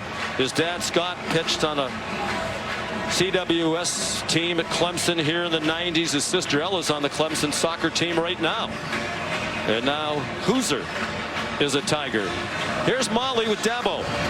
Coach, over 400 yards of total offense. What kind of confidence did you see from that group in the first half? Well, it's what I actually saw in our first game. Saw us, I know the score wasn't, but I saw our team, saw some positive things, and it carried into the last week, and then it's carried into the open date, and it's carried in. So quarterback's growing up. He's really playing with a lot of poise. Our offensive line, we're running the ball. We got playmakers making plays. The kids are having fun, and we've turned it over. So, really great job all three phases. That's complimentary football. At what point do you sit Cade Klubnik and the rest of your starters in this game? Well, we'll talk about it once we get in here. We don't want to play to a scoreboard. We want to play to a standard, and that's an area of growth for our team, whether you're up or down. And so, obviously the score is what it is, but that's a good football team, and we got a long way to go. They don't hand out any trophies at halftime. All right, thanks, Coach. Okay, thank you. At the half, Clemson 45, NC State 7. We'll send you to the studio for the State Farm halftime report after this message and a word from our ABC stations. Performance in their last game 2 weeks ago. Greg McElroy with another very impressive first half, not just by him, but it's really a total team effort right now on this Clemson team. Yeah, both sides of the ball. I mean, being able to take the ball away defensively, not once but twice, apply pressure to a freshman quarterback, disrupt his rhythm just a little bit, but offensively, man, the big plays continue to just be amazing. I mean, that has been a huge point of emphasis this year for offensive coordinator Garrett Riley and Cade Klubnik, and he has answered the challenge with several throws down the field that have been on point that have resulted in touchdowns, and in some cases, huge plays down the field. NC State will get the ball first. Hollywood Smothers back for the kickoff. He likely won't have a chance. Off the foot of Robert Gunn III, the sophomore from Seminole, Florida. It's a touchback. A moment ago, Molly with Dave Doran. Yeah, that's right, Sean. NC State head coach Dave Doran wants his team to play tougher overall, especially on the offensive line. He wants to see more physicality and aggression from them, especially with their left tackle, Anthony Belton, ejected from the game. They're going to move their right tackle over to the left side. They're going to shift everyone around them, so he needs to see more physicality from that group. And he said CJ Bailey needs to play better as well. He said, we're playing on our heels. We lost our tough physical identity, and he challenged his team in the locker room to scratch and claw and earn that identity back, guys. Bailey was 11 out of 15 for 135 and a touchdown. He did lose a fumble, and he jammed that into traffic and got away with it. And a nice catch near the first down marker by Dante Daniels, the tight end, with Barrett Carter right there. He came up just short of the first down. Really tight throw. You like to get your quarterback off to a nice start in the second half. A confident, easy throw. This was anything but. I mean, just threading the needle there between two Clemson defenders. And well covered. Great completion. And the first of his career for Dante Daniels, who arrived in January from Butler County Community College in Kansas. Played only 5 snaps in the first 3 games of this season for NC State. Noah Rogers, another one of those North Carolina natives who started college outside the state and returned back home as a transfer. He was at Ohio State and transferred back in January. 14-yard gain for the Raleigh native. I think they are optimistic, I think, about their weapons. With Casey Concepcion, Rogers, Justin Jolie, those guys can play. It's just the offensive line, man. It's been way too hit or miss. Jordan Waters. Tough run. Barrett Carter dragged him down. The starter's still in there on defense for Clemson. Molly said Dave Doran told her C.J. Bailey can be better, but I think if you're looking for bright spots as a Wolfpack fan, he's one of them. I would agree. I think he was decisive in the first half, and while yes, there are maybe a moment or two you'd love for him to be able to maintain control on the sack fumble, but he was hit from the blind side. I mean, I think he did kind of everything you could possibly ask him. Yes, there were a couple plays left on the field, but for the most part, man, freshman first start on the road, I give it a solid B+ at worst. 3 receiver bunch to the right. C.J. Bailey looking in that direction, gets hit by Wade Woodaz as he throws it away. C.J. Bailey, we asked him yesterday, what does that stand for? Cedric Jr. Mentioned he was on a prolific high school team, 3 state championships the last 3 years at Chaminade, Madonna. One of his teammates, Jeremiah Smith, who's made a huge splash at wide receiver to start his career at Ohio State. Yeah, I mean, imagine having C.J. Bailey, 2 top-level wide receivers, one at Ohio State, one at Miami, and then a running back that stayed in the ACC and went to North Carolina. Imagine they scored a few points last year. Bailey out wide, and a nice tackle. R.J. Mickens dumped Terrell Anderson short of the first down. Mickens, the veteran of that secondary, playing in his 50th career game. Graduate student out of Southlake, Texas. 4th down and short. They're going for it. And why wouldn't they?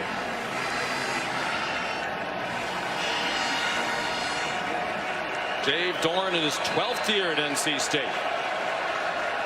Winningest coach in school history, as is Dabo Swinney at Clemson. Jordan Waters, the running back, out of the gun. He's on the right hip of Bailey. Given time and throws well behind KC Concepcion with Khalil Barnes in coverage. So NC State turns it over on downs. Less than 3 minutes in to the second half. 45-7. Clemson.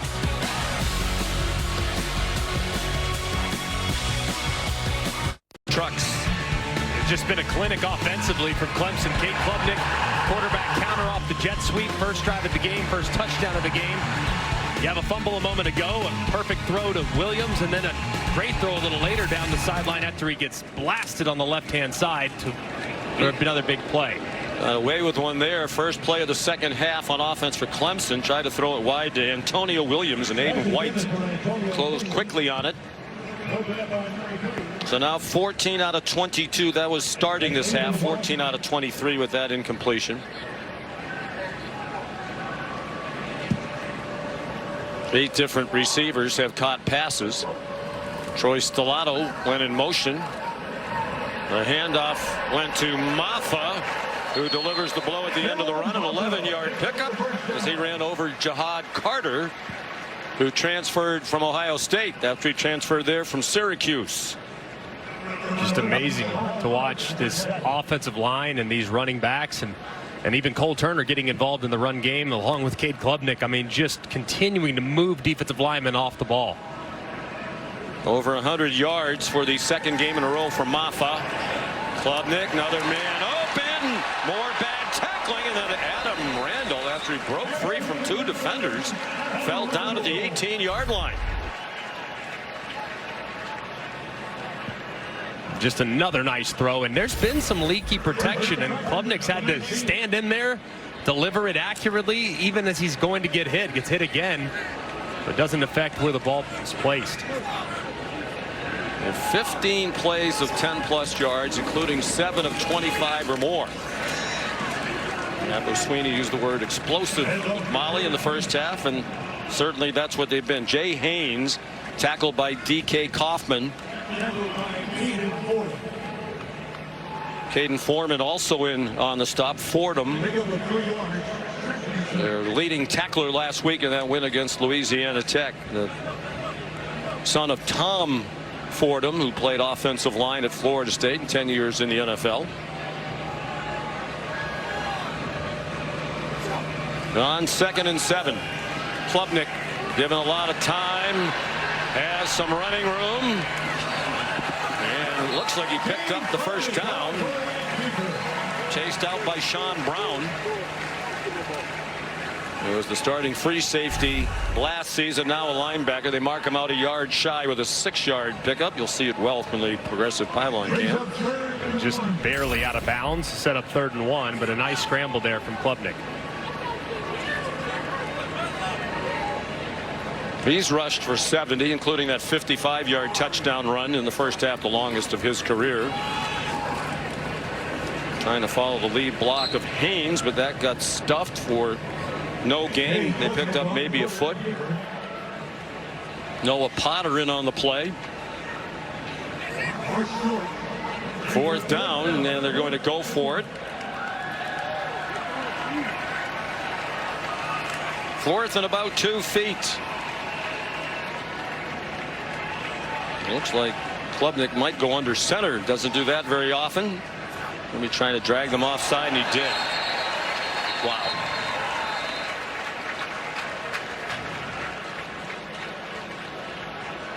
It's amazing to me, Greg, that happens as often as it does. It's amazing. Offside. Defense, number 8. 5-yard penalty results in a 1st down. Dave Doran's suggesting that there was maybe some movement. I didn't see anything at all from Clemson.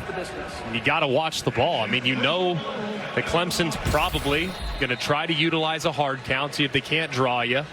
And that time, NC State, with a pretty veteran group, still jumps off sides. So often a team that's out of the shotgun all the time when he goes under center, that's exactly what he's trying to do. And if they do, in fact, snap it, stay disciplined and stop the play. Touchdown, Adam Randall joins the touchdown parade. They're over 50 again with 51 and the extra point still to come.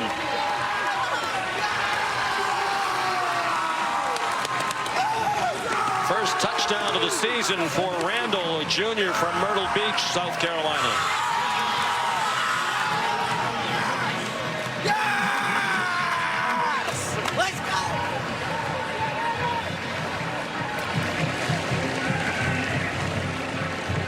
So 7 touchdowns, a field goal, and 1 punt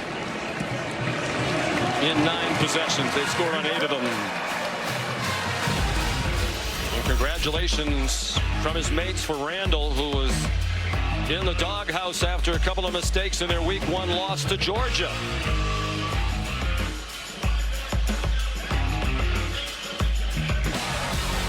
Three touchdown passes today for Cade Klubnik.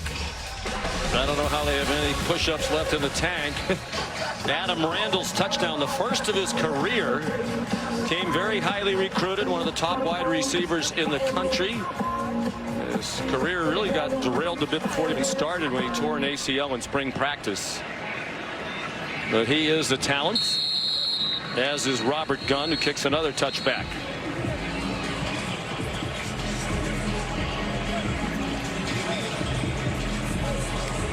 Here's Adam Randall. 28th career game, I think, given all the hype that he came in with. He was number 114 in the ESPN Top 300 in his recruiting class. He was rated the 15th best wide receiver in the country. Took a long time to get that first score. They continue to recruit top wide receivers. Wesco and Moore both in the top 100. The last recruiting class. Flag thrown as Bailey tried to get it to Keenan Jackson, and Jaden Lucas is going to be flagged. Defense number 10. 15-yard penalty. Automatic 1st down. You look at the wide receiver core, though, for Clemson now. I mean, with the additions of TJ Moore and others, man, they got a chance. And here you see the obvious pass interference call, very easy call on the deep throw as Lucas never really tries to look back. Look at these wide receivers for Clemson, and it's been a bit of a headache. They've had injuries at the position. They've lacked some depth. They've been a little bit, at times, too lenient on slot guys. But, man, now with the emergence of Wesco potentially, TJ Moore, maybe you can continue to get Adam Randall to come along. This might develop into a very deep group that's versatile, can beat you a lot of different ways. Penalty takes the ball to the 40. 15 from the line of scrimmage. C.J. Bailey designed rollout and a nice throw to Wesley Grimes. transfer from Wake Forest. Also a Raleigh native has come back to his hometown. That's good for a 23-yard gain. This is really an opportunity for Dave Doran and his offensive coordinator Robert Anai to really evaluate who you have. At this point, game's out of reach, no doubt about it, but you can evaluate the effort level with players on both sides of the ball. Who's finishing, who's playing as hard as humanly possible regardless of what the score is, and those are the guys you might be able to depend on as the season moves along. Here's a reverse. KC Concepcion stepped inside to avoid a loss. Shelton Lewis knocked him down. Well, we saw in the last throw the throwing motion by C.J. Bailey, and that's a little more sidearm than usual, but he does deliver it from a low release point. He told us yesterday Kurt Roper, the quarterback, is trying to get his arm higher and the ball higher. Now, Dave Doran said at this point there's so much muscle memory, he thinks just leave well enough alone. He's gotten to this point throwing the way he does. What would you do as a former quarterback? I think no matter what, you can work it and you try to get higher, but as soon as the bullets start flying on game day, you're going to revert back to who you've always been. There's too much muscle memory built up. So I'd work on just maximizing the current throwing motion that he has, as opposed to trying to alter who he might ultimately become. Kendrick Raphael stopped for a loss of 1.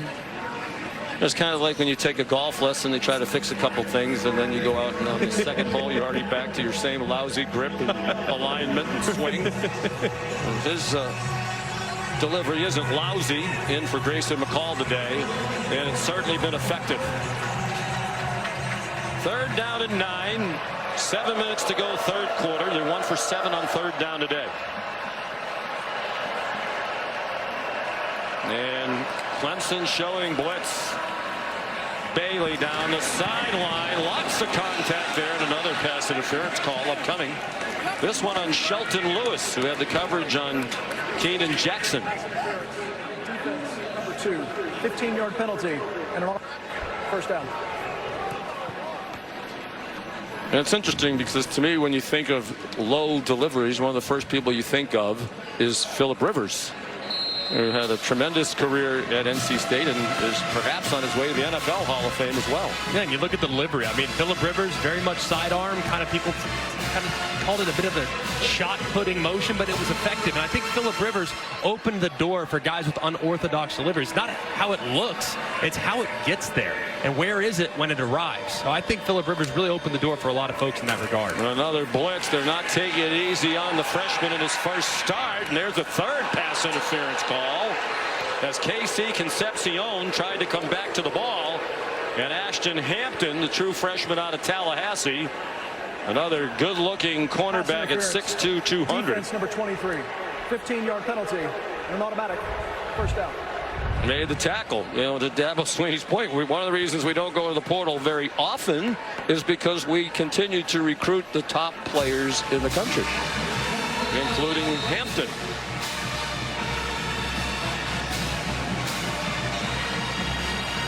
Well, last week they put in all kinds of substitutes. It was fun to talk to Wes Goodwin, the coordinator. Yeah, it's great to get people experience, but at the same time, coaches kind of like the stats too. App State wound up scoring 20 points, a lot of it against the 3rd, 4th, 5th stringers. There's a walk-in touchdown for Kendrick Raphael. Coach Goodwin in anguish on the 6-yard touchdown run by the sophomore from Naples, Florida.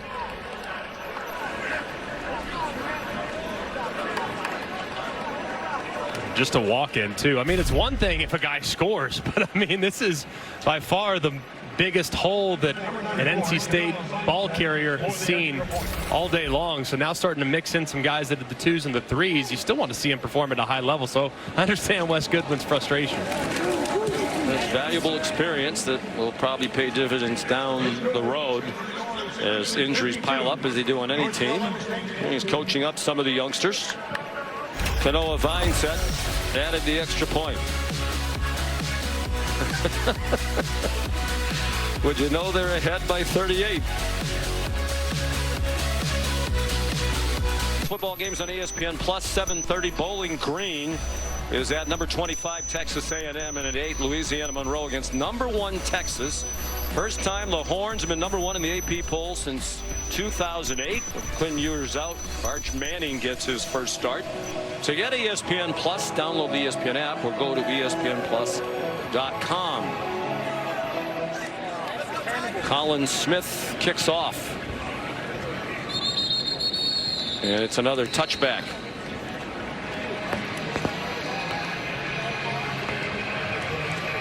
So this week, Cade Klubnik plays a little more than 2.5 quarters. He played just the first half. Last game 2 weeks ago in Appalachian State, he was relieved by Christopher Vizina, and that is who will take his place here. Redshirt freshman from Birmingham, Alabama, Briarwood Christian, and another top recruit. And they recruited him. They told him the plan was for him to redshirt, develop, and that's what he did last year. Dabo Swinney very high on Vizina. Executes the fake, throws it out wide to Adam Randall, and another big gainer for the Tigers. Shoved out by Rente Hinton.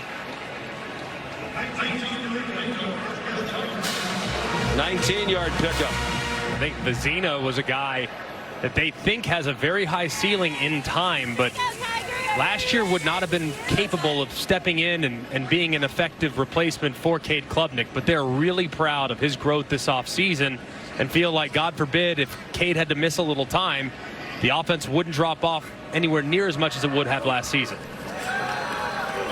They bring pressure toward him, didn't get there, and he throws complete into NC State territory to Adam Randall, who's had a big second half. Brandon Cisse had the coverage, 9 more for Clemson.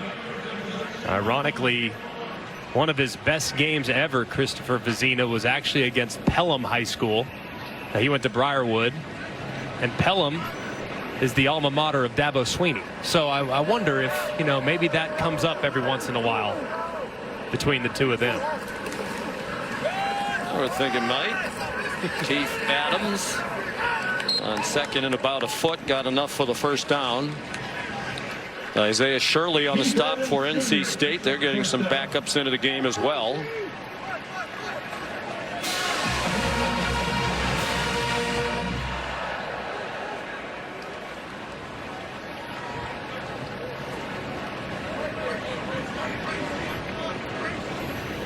We talked to Dabo Swinney about Vizina yesterday. He liked everything about him. He's a very good thrower, athletic. That pass is deflected. Great competitor.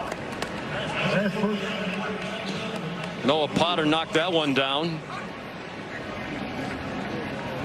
Got into 2 games, 9 snaps last year in real mop-up duty and redshirted. Played most of the second half against Appalachian State last week, went 7 for 11 for 78 yards. He also ran one in for a touchdown from 5 yards out. They wound up playing 4 quarterbacks last week. That might happen again today. There's a blitz. He got a hit. He lofts it up and it's incomplete. TJ Moore. The fans want a flag against Corey Coley, and they're not going to get it. Reps like this, though, are so valuable when evaluating what might be your future starter at quarterback. You don't hit the quarterback in practice, but to see Vizina deliver a pretty accurate throw on the double move slant and go, one that Moore almost got to. The fans here wanted a pass interference. I'm fine with the no call, but that's a good rep to evaluate. Still accurate under duress. They're going to blitz him, and he goes down for a sack. Sean Brown led the way for the Wolfpack defense for a 3-yard loss. Their leading tackler for the season starting today. Taking over at will linebacker in the big shoes of Peyton Wilson, who won the Butkus Award as the nation's best linebacker last year and is now in the NFL with the Pittsburgh Steelers. What a player he was. He was so much fun to watch. Just always all over the field every single time you watched NC State, man. They miss him for sure, but Sean Brown, an impossible task of filling that role. Aiden Swanson to punt. Jalen Coit back for it. They brought a rush. They hit Swanson. Flags thrown. And the punt handled at the 5-yard line by Coit. Looked like Keenan Jackson was the one who made contact with Aiden Swanson. It's just going to be a 5-yard penalty, and it will not give them a first down. So Adam Savoy asking Dabo Swinney what he wants to do. Running into the kicker, defense number 82. Penalty is declined. First down. 42-yard punt. Peaks and valleys. Of course, from 2015 to 2020, 6 straight appearances in the college football playoff. Just 4 teams then, 2 national titles. 79-7. Since then, 31-11. And no appearances in the college football playoff. Led some people to fret. Say that Clemson isn't really a national power. They're a dynasty in the ACC for a while. But they look like a team in an expanded playoff with certainly a chance to make it. Of course, we go to 12 teams this year, an automatic berth for Power 4 conference champion. Hollywood Smothers got smothered by Ashton Hampton for a loss. Back to the 4-yard line. I think it's going to be really important for Clemson to continue to put forth really impressive performances. I'm not saying he needs style points necessarily, but in the court of public opinion, based on how they played against Georgia, they don't look like right now they're at that level in the court of public opinion. But based on the last 2 weeks, man, they're playing as well as anybody on both sides of the ball. So I think it's going to be very important for them to continue to get better. Then when they get that chance to play against the likes of Miami, to really throw a punch, because right now I don't know if the ACC is going to get 2 in. But man, Miami and Clemson would be a pretty formidable duo. NC State, their first. 30 seconds. NC State calls a timeout with 2nd and 12 upcoming, deep in their own territory, down 52-14. There's the remaining schedule, and according to FPI, they're going to be favored to win every game remaining during this regular season. They do not play Miami. I was going to say they don't play the Harvard of Central New York, Syracuse University, but a little steam came out of that with the loss to Stanford last night in the Dome. To the Harvard of Palo Alto at Stanford, but you see it there. I mean, a road trip to Florida State, that's always a tough game. I know the Noles are down. You have to go to Virginia Tech. Virginia Tech's been a bit of a disappointment here for the first 3 weeks. I really like Louisville. I think Louisville's excellent. But to come in here to Death Valley, where I think 2 teams have won in my lifetime, I think thereabouts, that's going to be tough to do for sure. And then finally playing against South Carolina, who, while their quarterback Lenore Sellers is banged up, that defense has been unbelievable here through the first 3 weeks. So it's going to be fascinating to watch this team continue to progress. I think their best football might still be in front of them. Bailey out of the end zone, throws incomplete to KC Concepcion. One of the things that C.J. Bailey talked about when we visited about his throwing motion as part of our conversation yesterday, he said sometimes from this release point he tends to throw sinkers. The ball dips down into the ground, so that's one reason why he is eager to at least try it with Kurt Roper, see if he from a higher release point can not throw those sinkers. Yeah, that nose down football is really difficult on the wide receivers to reel it in. 3rd down and 12. He got it off quickly. Justin Jolie, it's incomplete.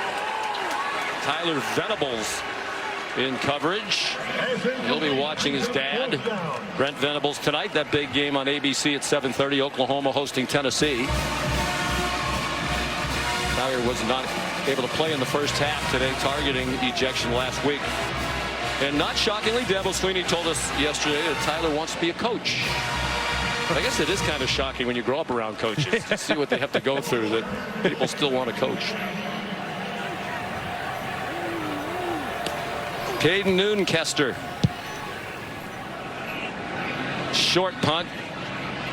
Cole Turner busy waving the traffic away. Probably wishes he had fielded that on a bounce. 49 yards. The punt rolled dead at the 48-yard line of NC State. Let's put a bow on the performance from Cade Klubnik. Started early, first drive of the game, quarterback counter off the jet sweep, and he's out the gate untouched all the way to the end zone after a 55-yard run. And how about the vision? This is where he's progressed. Look, there's still pressure in his face. He knows he's going to get hit, but he gets off number 1, gets to number 2, throws an accurate ball over the middle of the field. He has been really solid today. The numbers are not eye-popping, but some of the ball placement, where he's been able to get through progressions, using his legs at times to escape trouble. I think he's had as good a game this week, even though statistically not, as good a game this week as he had a couple weeks ago against lesser competition at App State. Jay Haynes taken down by Sean Brown.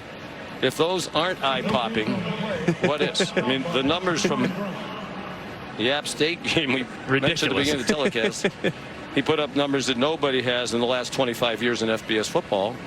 And yeah, the yardage numbers were down today, but he played 2.5 quarters, fraction more than that, and they ran the ball all over the place. Right. And they've run for 247, and he's been a big part of that himself. High throw by Vecina off the hands of Troy Stellato. Sometimes it's the hidden yardage too. I mean, he had the deep ball post that was maybe the tiniest bit late, but one that his receiver could have definitely caught. That's a 40, maybe a 45-yard gain right there. Had a couple others that were just the tiniest bit off the mark, but man, he's been super efficient, very decisive, and I love how he's using his legs too to open things up in the run game. 3rd down and 10. Very balanced today, Clemson. 247 rushing, 237 passing. Vecina runs away, showing that athletic ability that Dabble Sweeney talked about. And it might be coming back. There's a flag thrown by the center judge back behind the line of scrimmage.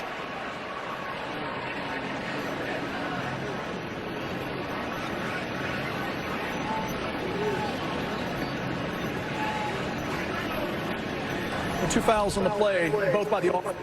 Holding, number 22, penalty is declined. Holding, number 52, 10-yard penalty. It's 3rd down.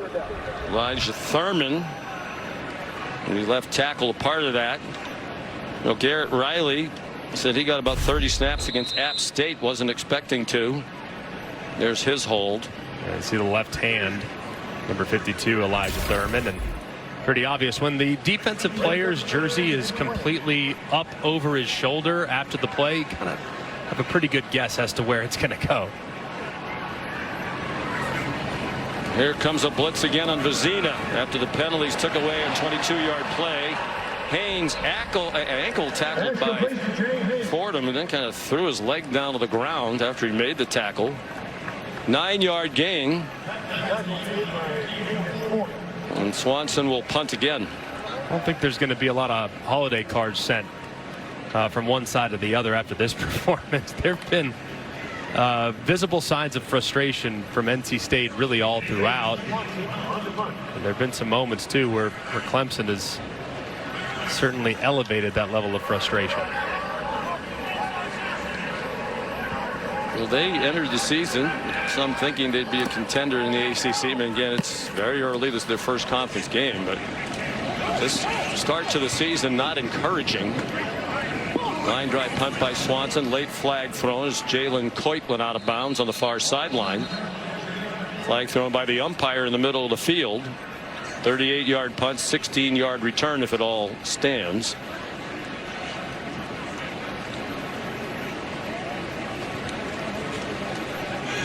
Even though NC State came here 2-1, they had to rally in the 4th quarter to beat Western Carolina.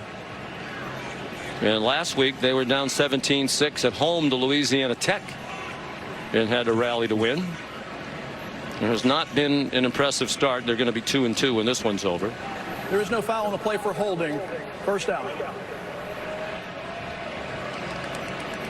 More action on ABC still to come, including Garrett Nussmeier and LSU at home tonight in Baton Rouge at 3:30, ranked number 16. Big win for them last week. You talk about a narrative around a program. They went down 17-0 at South Carolina. Lenoris Sellers was injured, the quarterback for the Gamecocks. The game completely turned. LSU rallied to win late. Yeah, they were very fortunate, but they got some question marks on defense. I wonder if UCLA can maybe try to exploit those. There's an interception picked off by Ashton Hampton, the freshman, with lots of blockers. A touchdown. If 52 from the offense wasn't enough, here's 6 from the defense. 47-yard return for Hampton.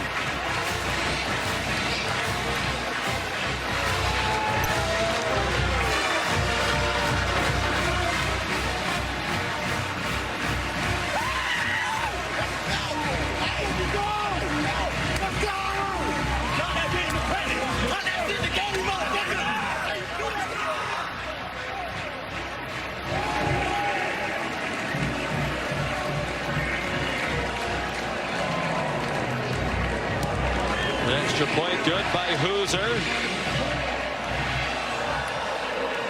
It is 59-14 with 32 seconds to go in the third quarter. And a great job here by Hampton. They're on the last drive.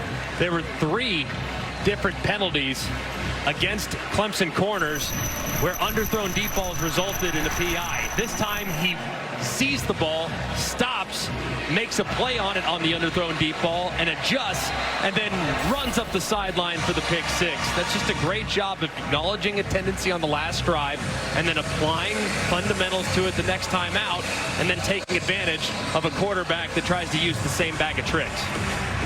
Ashton Hampton. The touchdown didn't arrive until July of last year. There's the son of Alonzo Hampton, coach at Arkansas Pine Bluff. He played in NFL Europe with Mike Reed, who's now Clemson's cornerbacks coach. Played with the Frankfurt Galaxy, so Reed well aware of what Ashton Hampton can do. The kickoff's a touchback. Here's Molly. Well, before we get to Molly, let's go to the studio. Sean, Kevin Nagati here, and let's get an update with Chapel Hill and what's going on in JMU and the Dukes. This offense, Alonzo Barnett, look at the time he has there. Right now, it's 60-32. Both teams, remember, undefeated. That game on the ACC network, and JMU in control coming up here in just under an hour in Baton Rouge. LSU hosting Ethan Garbers and UCLA. That game you'll be able to see on ABC. Back to you. All right, Kevin, thank you. On first down, Kendrick Raphael, the ball carrier. Here's Molly. Well, Sean, you can see this Clemson team still not letting up despite the deficit. Coaches and starters are coaching up the second and third string guys, telling them not to let up. And Wes Goodwin, their defensive coordinator, especially hard on his young defensive players, demanding perfection. And it paid off with that pick 6. And Cade Klubnik told us, remember, their goals are still in front of them. It definitely helps getting reps for some of their younger players as well. Clemson leads 59-14. ESPN's presentation of college football on ABC. We'll return after this message and a word from our ABC stations. Great game tonight on the ACC network in prime time at 8. Michigan State and Boston College in the annual Red Bandana game as Boston College honors the heroism of Wells Crowther, who was a BC lacrosse player who gave up his life on the attacks of the World Trade Center towers.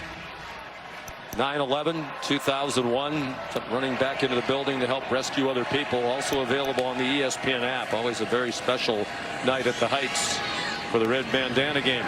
C.J. Bailey on target. Justin Jolie crosses midfield on the first play of the fourth quarter. That's a 25-yard gain for NC State. Trying to avoid the largest margin of defeat in the history of this rivalry, and this is the 92nd meeting dating back to 1899. They lost by 45 here in 2019, 55-10. So right now this would match the largest margin of defeat for NC State in this rivalry. In the battle for the Textile Bowl. Kendrick Raphael threw a big hole, and he's down inside the 30. 18-yard gain for the sophomore Raphael. It's been a strange game for NC State too, because at some points their offensive line is creating huge holes. This is even when the starters for Clemson were in, and then in other times it's like they can't do anything right. It's 2 steps forward, 2 steps back almost all the time, and it's got to be kind of infuriating if you're the offensive staff to see moments where you're feeling pretty good about what you have offensively, only to see them come crashing down a moment or two later.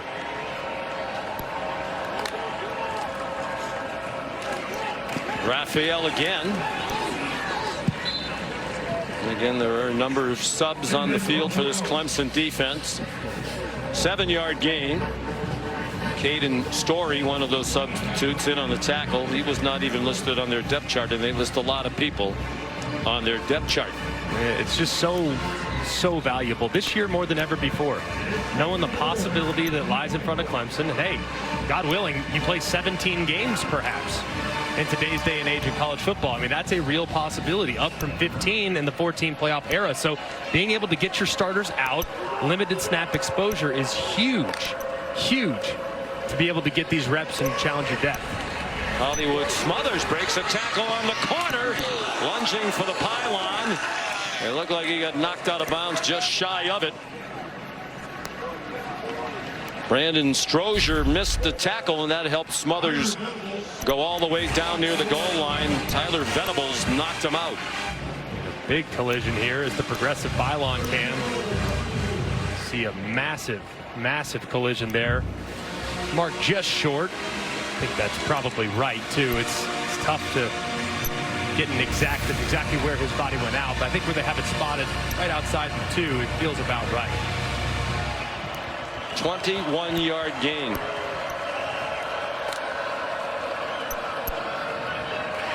Smothers into the end zone. Touchdown, Wolfpack.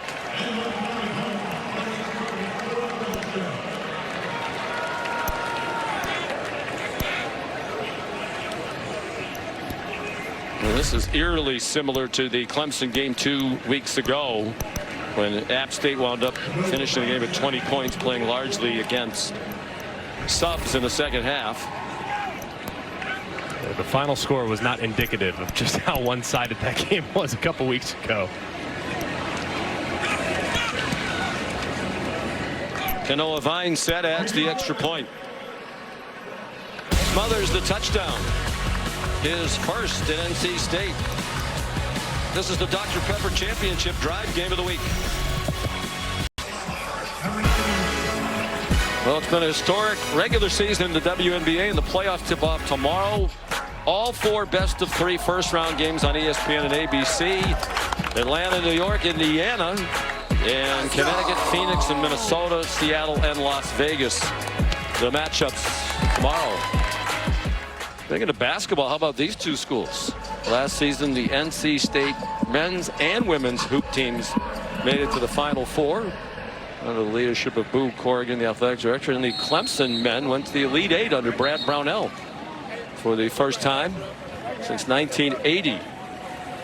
Well, we mentioned they're playing for the textile trophy here. There was a trophy presentation earlier this week that was special to a lot of people on our crew.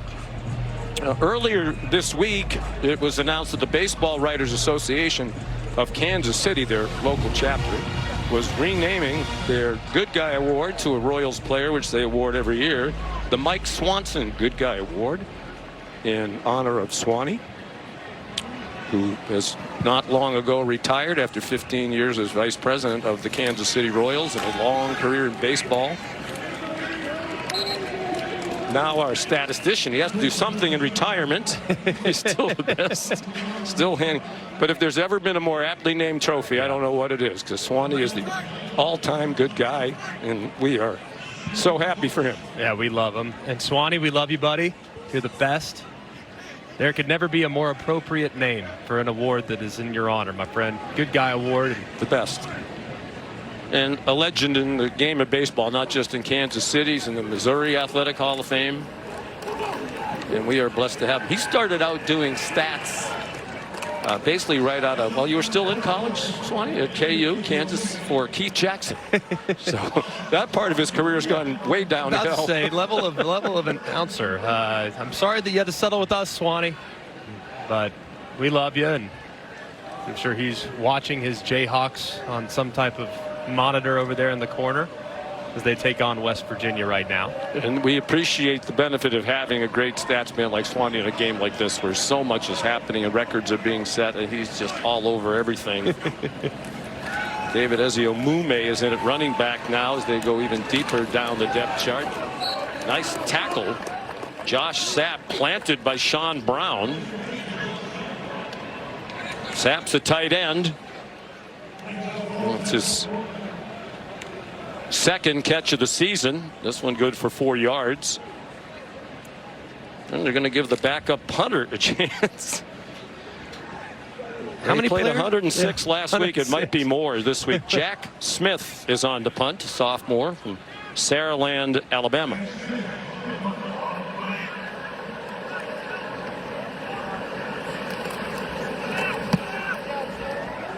So there's a second punt. He got one punt off last week for 40 yards. Or the last game, I keep saying last week, it was 2 weeks ago. Jalen Coit brought it back. Swanee, how we love you, how we love you. The ultimate good guy. 10 minutes to go. Swanee will be happy when this one's over. Quarters. And Clemson with a 59-21 lead. And the new quarterback in the huddle for NC State, Lex Thomas, a redshirt freshman from Wake Forest, North Carolina, out of Heritage High School. So C.J. Bailey likely done for the day. 25 attempts, rather, 16 completions for 204. A touchdown and an interception. He was sacked twice. Jordan Waters dropped on the corner by Brandon Strozier. 6-yard gain. And Lex Thomas, the brother of Thayer Thomas, former outstanding wide receiver for NC State, and brother Drake as well. And he actually had an offer from Dave Doran before he ever started the varsity game in high school. So clearly liked what the Thomas family had provided NC State in the past and said, yeah, we'll definitely take Lex as well.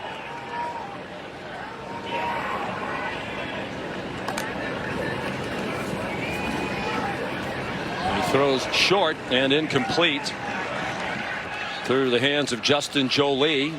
Sammy Brown there. Lex Thomas arrived in January 2023, missed spring practice though as he was recovering from an injury.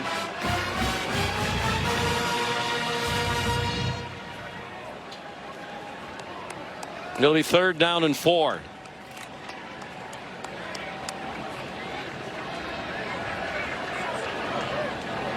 Most of the fans have left on what has become a very hot afternoon here in the upstate of South Carolina on the last day of summer.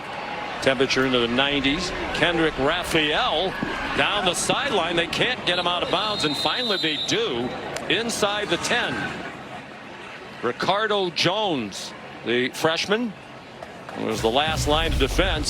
Stopped it, but it was a gain of 40. Pretty good job here. This backup offensive line has done a pretty good job. The running backs, I mean, these are guys that are trying to get more touches with Kendrick Raphael and Hollywood Smothers, a little younger than Jordan Waters, and likely going to be a group here in the future that will get more and more carries as they continue to get comfortable. I think they like the explosiveness that you have in Raphael and Smothers, and that might be what this offense needs in the future to create more big plays. Raphael 94 yards rushing now on 10 carries. And a touchdown. DeMarcus Jones is in at running back, and he has a touchdown. So you would not expect an NC State team to pack it in, and they haven't. They're going to fight all the way to the end. 6-yard touchdown run.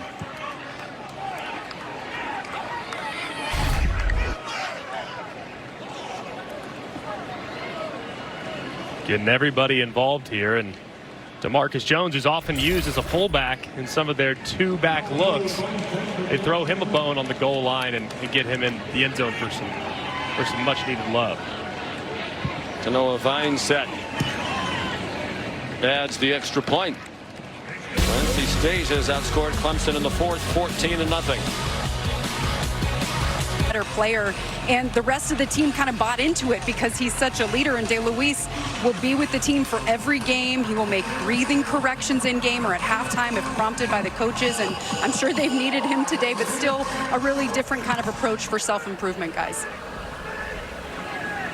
Dan Dorn swears by it, said it really helped him, and it's a group exercise, as you can see.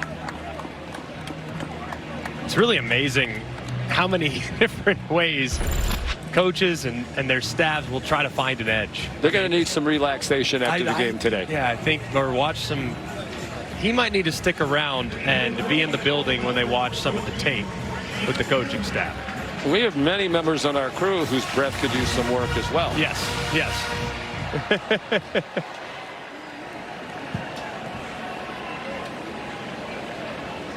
Here's Trent Pearman for the second straight game. Pearman was the third quarterback in against App State. He's the third today. And that's a tough run. And a very late flag thrown. A helmet came off. An offensive lineman for Clemson in the middle of the field.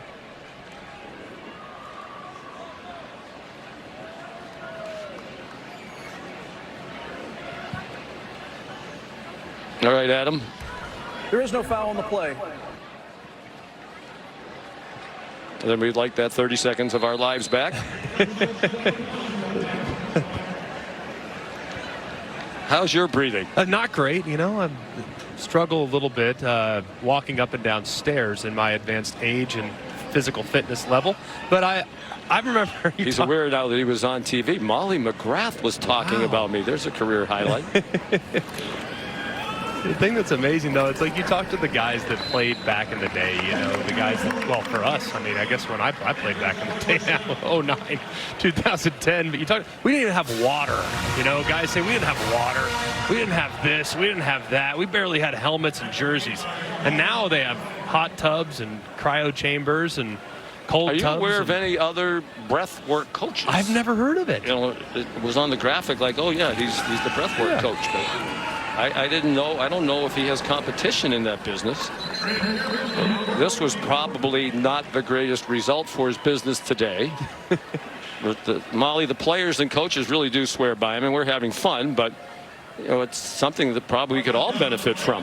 Yeah, and Dan started with the Special Forces, and he still coaches people in the Special Forces and kind of takes that approach with football players as well, with mental toughness, ice baths, different breathing techniques, meditation. Friday nights before the games, he does a meditation routine with the players, and a lot of guys are snoring by the end of it because they're so relaxed. So he's an asset for this team. They're going to travel him to every single game, so obviously they think it works. Jarvis Green, the latest running back in for Dabo Swinney. And he's Canadian from what we understand, and has also done some work with some NHL teams. I would think hockey especially, and you call it, those guys are in insane shape. So I would think that if he can break his way into the hockey locker room and get those guys to buy in, that'd be a difficult spot to crack in for sure, I think. Trent Pearman came to Clemson as a walk-on. He's a redshirt sophomore. Ezio Mume tackled around the legs by Rente Hinton for a 4-yard gain. Pearman was the superstar of the spring game, too. I mean, there were people that were wanting to buy Pearman jerseys after his performance there in the spring. Had a really nice game, had some big plays created, and it's nice to know that they have depth at the position. They've had walk-ons in the past that have earned scholarships and have played the quarterback spot, never necessarily in a feature role, but Pearman, great to get some work here, and a guy that has played pretty well in the stadium in the past, albeit in spring performance. His pass is incomplete. Pearman's dad, Danny, longtime member of the staff here at Clemson. His 4th year as the director of football scouting. He spent 12 years prior to that as Clemson's special teams coordinator and tight ends coach. Very much a family atmosphere here. Of course, Dabo Swinney's had 3 sons play for him. And then many others They're part of the Clemson family. Wise Seegers, the ball carrier. Kelvon McBride made the tackle. So I guess for now, at least, the debate about the transfer portal goes out the window. Yeah. All the highly recruited players are playing well. The team is playing well. They're on their way to another one-sided victory. Yeah, and a result against a team in NC State that has relied very heavily on the portal. And this is not the only indicator, but both ways can work. Absolutely. And we talked with Dabo about that yesterday. He said it's not like we don't never go into the portal. He said we offered 4 or 5 players 30 seconds. This past cycle, but none of them came, in part because a lot of guys were in the portal because they're not starting somewhere else. And they want to basically be assured they're going to start when they go to the new place. And Dabo Swinney said, I'm not going to do that. We have very good players here. You're going to have to come and compete for the playing time. But this season, around the ACC, 235 players transferred into conference schools. Clemson, 0, as we said, not because they didn't try to bring in a few. Yeah. But, I know he gets a lot of criticism for not being active in the portal, but when you hear him talk, and he talked to us about it a long time yesterday, you can understand why he does it the way he does. Yeah, and I think it eliminates the really, really bad years. I mean, when you have homegrown culture and guys that you go out and recruit and develop within the system, you avoid those years in which you fall off a cliff. The portal, I think it's a little higher risk and a little higher reward, perhaps. But I do think that Dabo, that's the big misconception. Like, they are trying in the portal. They don't make a living trying in the portal, but it's not like they haven't offered guys and they're just completely eliminating that from the arsenal of trying to evaluate and bring in talent. They'll do it. It just has to be the right guy, and it has to be at a position of need where they might go right in and start and compete. As he said, they look at their team every year. They evaluate who they have, who's coming back, how good they think he is. And then they look at the portal. Who's in the portal? Do we think that guy in the portal's better than our guy? If so, do we go after that player in the portal? Or do we instead use that scholarship on a highly recruited incoming freshman? And he has the assistant coaches at each of their position group make that decision. Who basically say to the cornerbacks coach, do you like this guy in the portal, or do you prefer this cornerback who we have a great chance to recruit? And the only downside to Dabo's approach is that there are going to be years where you have to rely heavily on young players like they did last year, and they had some growing pains early on. They get out to a 4-4 start, and then those freshmen at the time get more and more comfortable. They end up getting hot and winning 5 in a row down the stretch. So there are going to be times, if you go about it this way, where your roster is going to be really young and you might have some peaks and valleys in performance, but you're going to still maintain a very strong culture, which Dabo believes is what has allowed them to win as many games as they have over the last 16 years. They've won at least 9 each of the previous 13, but of course the 9-win season last year ended a streak of 12 straight 10-win or more seasons. Jack Smith, the punt. Fair catch made by Jalen Coit. Here's Kevin. Ohio State went to the portal for key spots, including quarterback and Boog. Here's Will Howard, a true freshman, Jeremiah Smith. Yeah, they didn't go to the portal for him from Chaminade Madonna High School, Kev. We know how big he is, and he's just a freshman. The future is bright in Columbus. 4th touchdown catch of the season. Ohio State up 49-14 over Marshall. Meanwhile, another true freshman, Caden Durham of LSU. 98 yards, 2 touchdowns last week against South Carolina. He was the start of the game. LSU's got to run the football against UCLA today, and he should do it. We'll see a lot of 29. LSU hosting UCLA next on ABC. Back to you, Sean. All right, gentlemen, thank you. Lex Thomas still the quarterback. Hollywood smothers another good gain for about 9. So how do you look at NC State going forward? They're another team that has won 8 games or more each of the last 4 years under Dave Doran. I think there's plenty to feel good about offensively. I really do. I know that a lot of their numbers are going to be inflated because of their second half performance, but there were moments in the first half in which the offense did some things that I think you can build on. But defensively, it's back to square one. I mean, that to me is their defense, from a number standpoint, from a leveraging the football standpoint, from a tackling standpoint, has really been disappointing.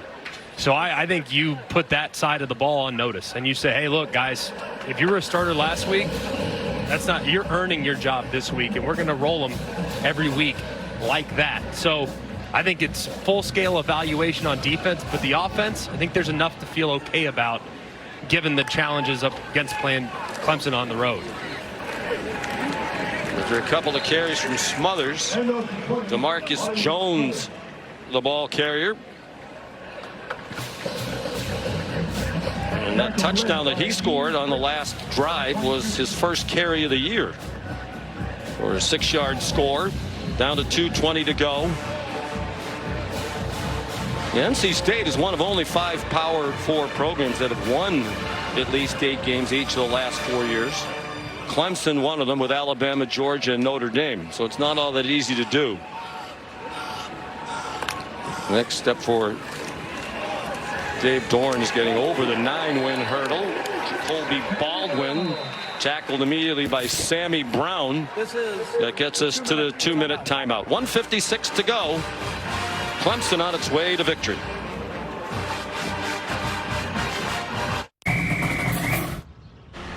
It's game day. Let's get them up.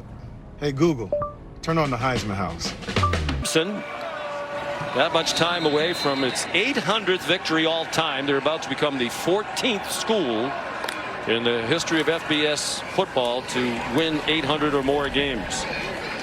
Marcus Jones the second. Meanwhile, on the other side, this is just the second day ever that both NC State and North Carolina have allowed 50 or more on the same day. Right now, James Madison, Bob Chesney's team, has 63 on the board against the Heels in Chapel Hill with under 10 minutes to go. The only other time it happened, September 27th of 2014. NC State gave up 56 and a loss to #1 Florida State. And North Carolina gave up 50 in a 50-35 loss to Clemson. So a historically bad day for a couple of the schools in the state of North Carolina. Lex Thomas runs across the 45 for a first down. How you feeling if you're Duke right now, knowing you have to play later today? And App State on Thursday. Oh, yeah, App State. It's been a rough week. Now you bring it up. What's in the water in North Carolina right now? A little concerned about that.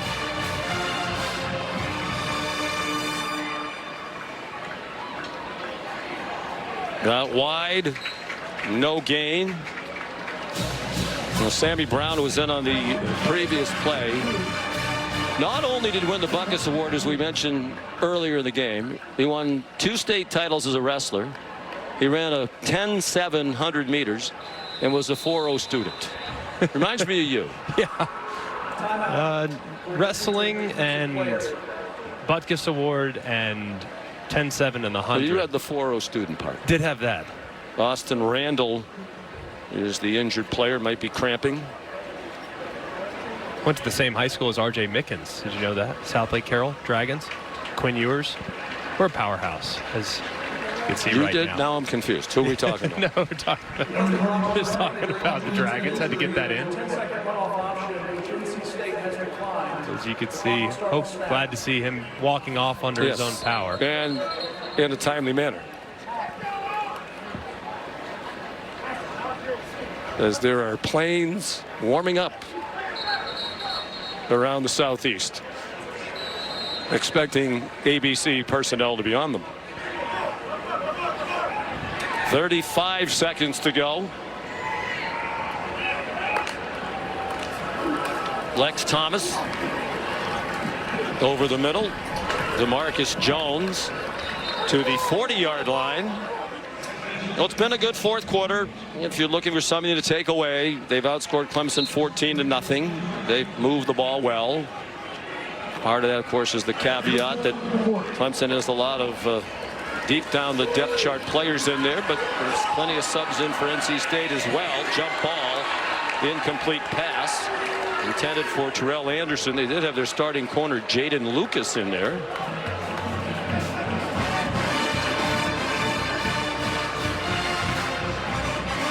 And a tip of the cap, we already mentioned our great statistician Mike Swanson, our spotter Zach Rapatrazone. This is why he makes the big bucks. There are 100 guys playing, double numbers.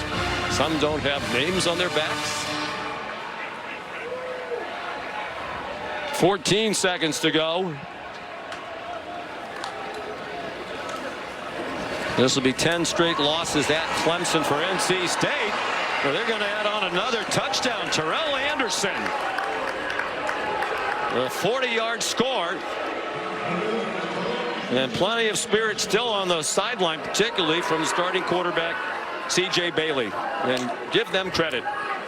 They have played hard all the way to the end. That's what you're supposed to do, but yeah, not every team does it. No, they really have. I mean, and like I said, man, sometimes, and I know you're working against backups, and in some cases you have backups on the field, but man, sometimes just a little bit of momentum created in the second half of a blowout can be carried over to the next week. So let's hope that happens for NC State.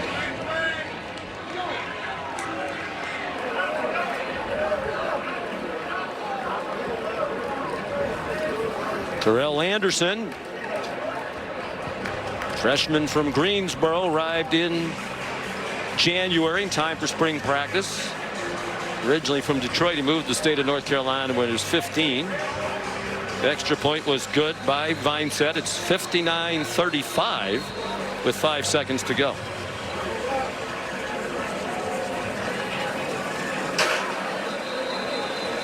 Lex Thomas with his first touchdown pass.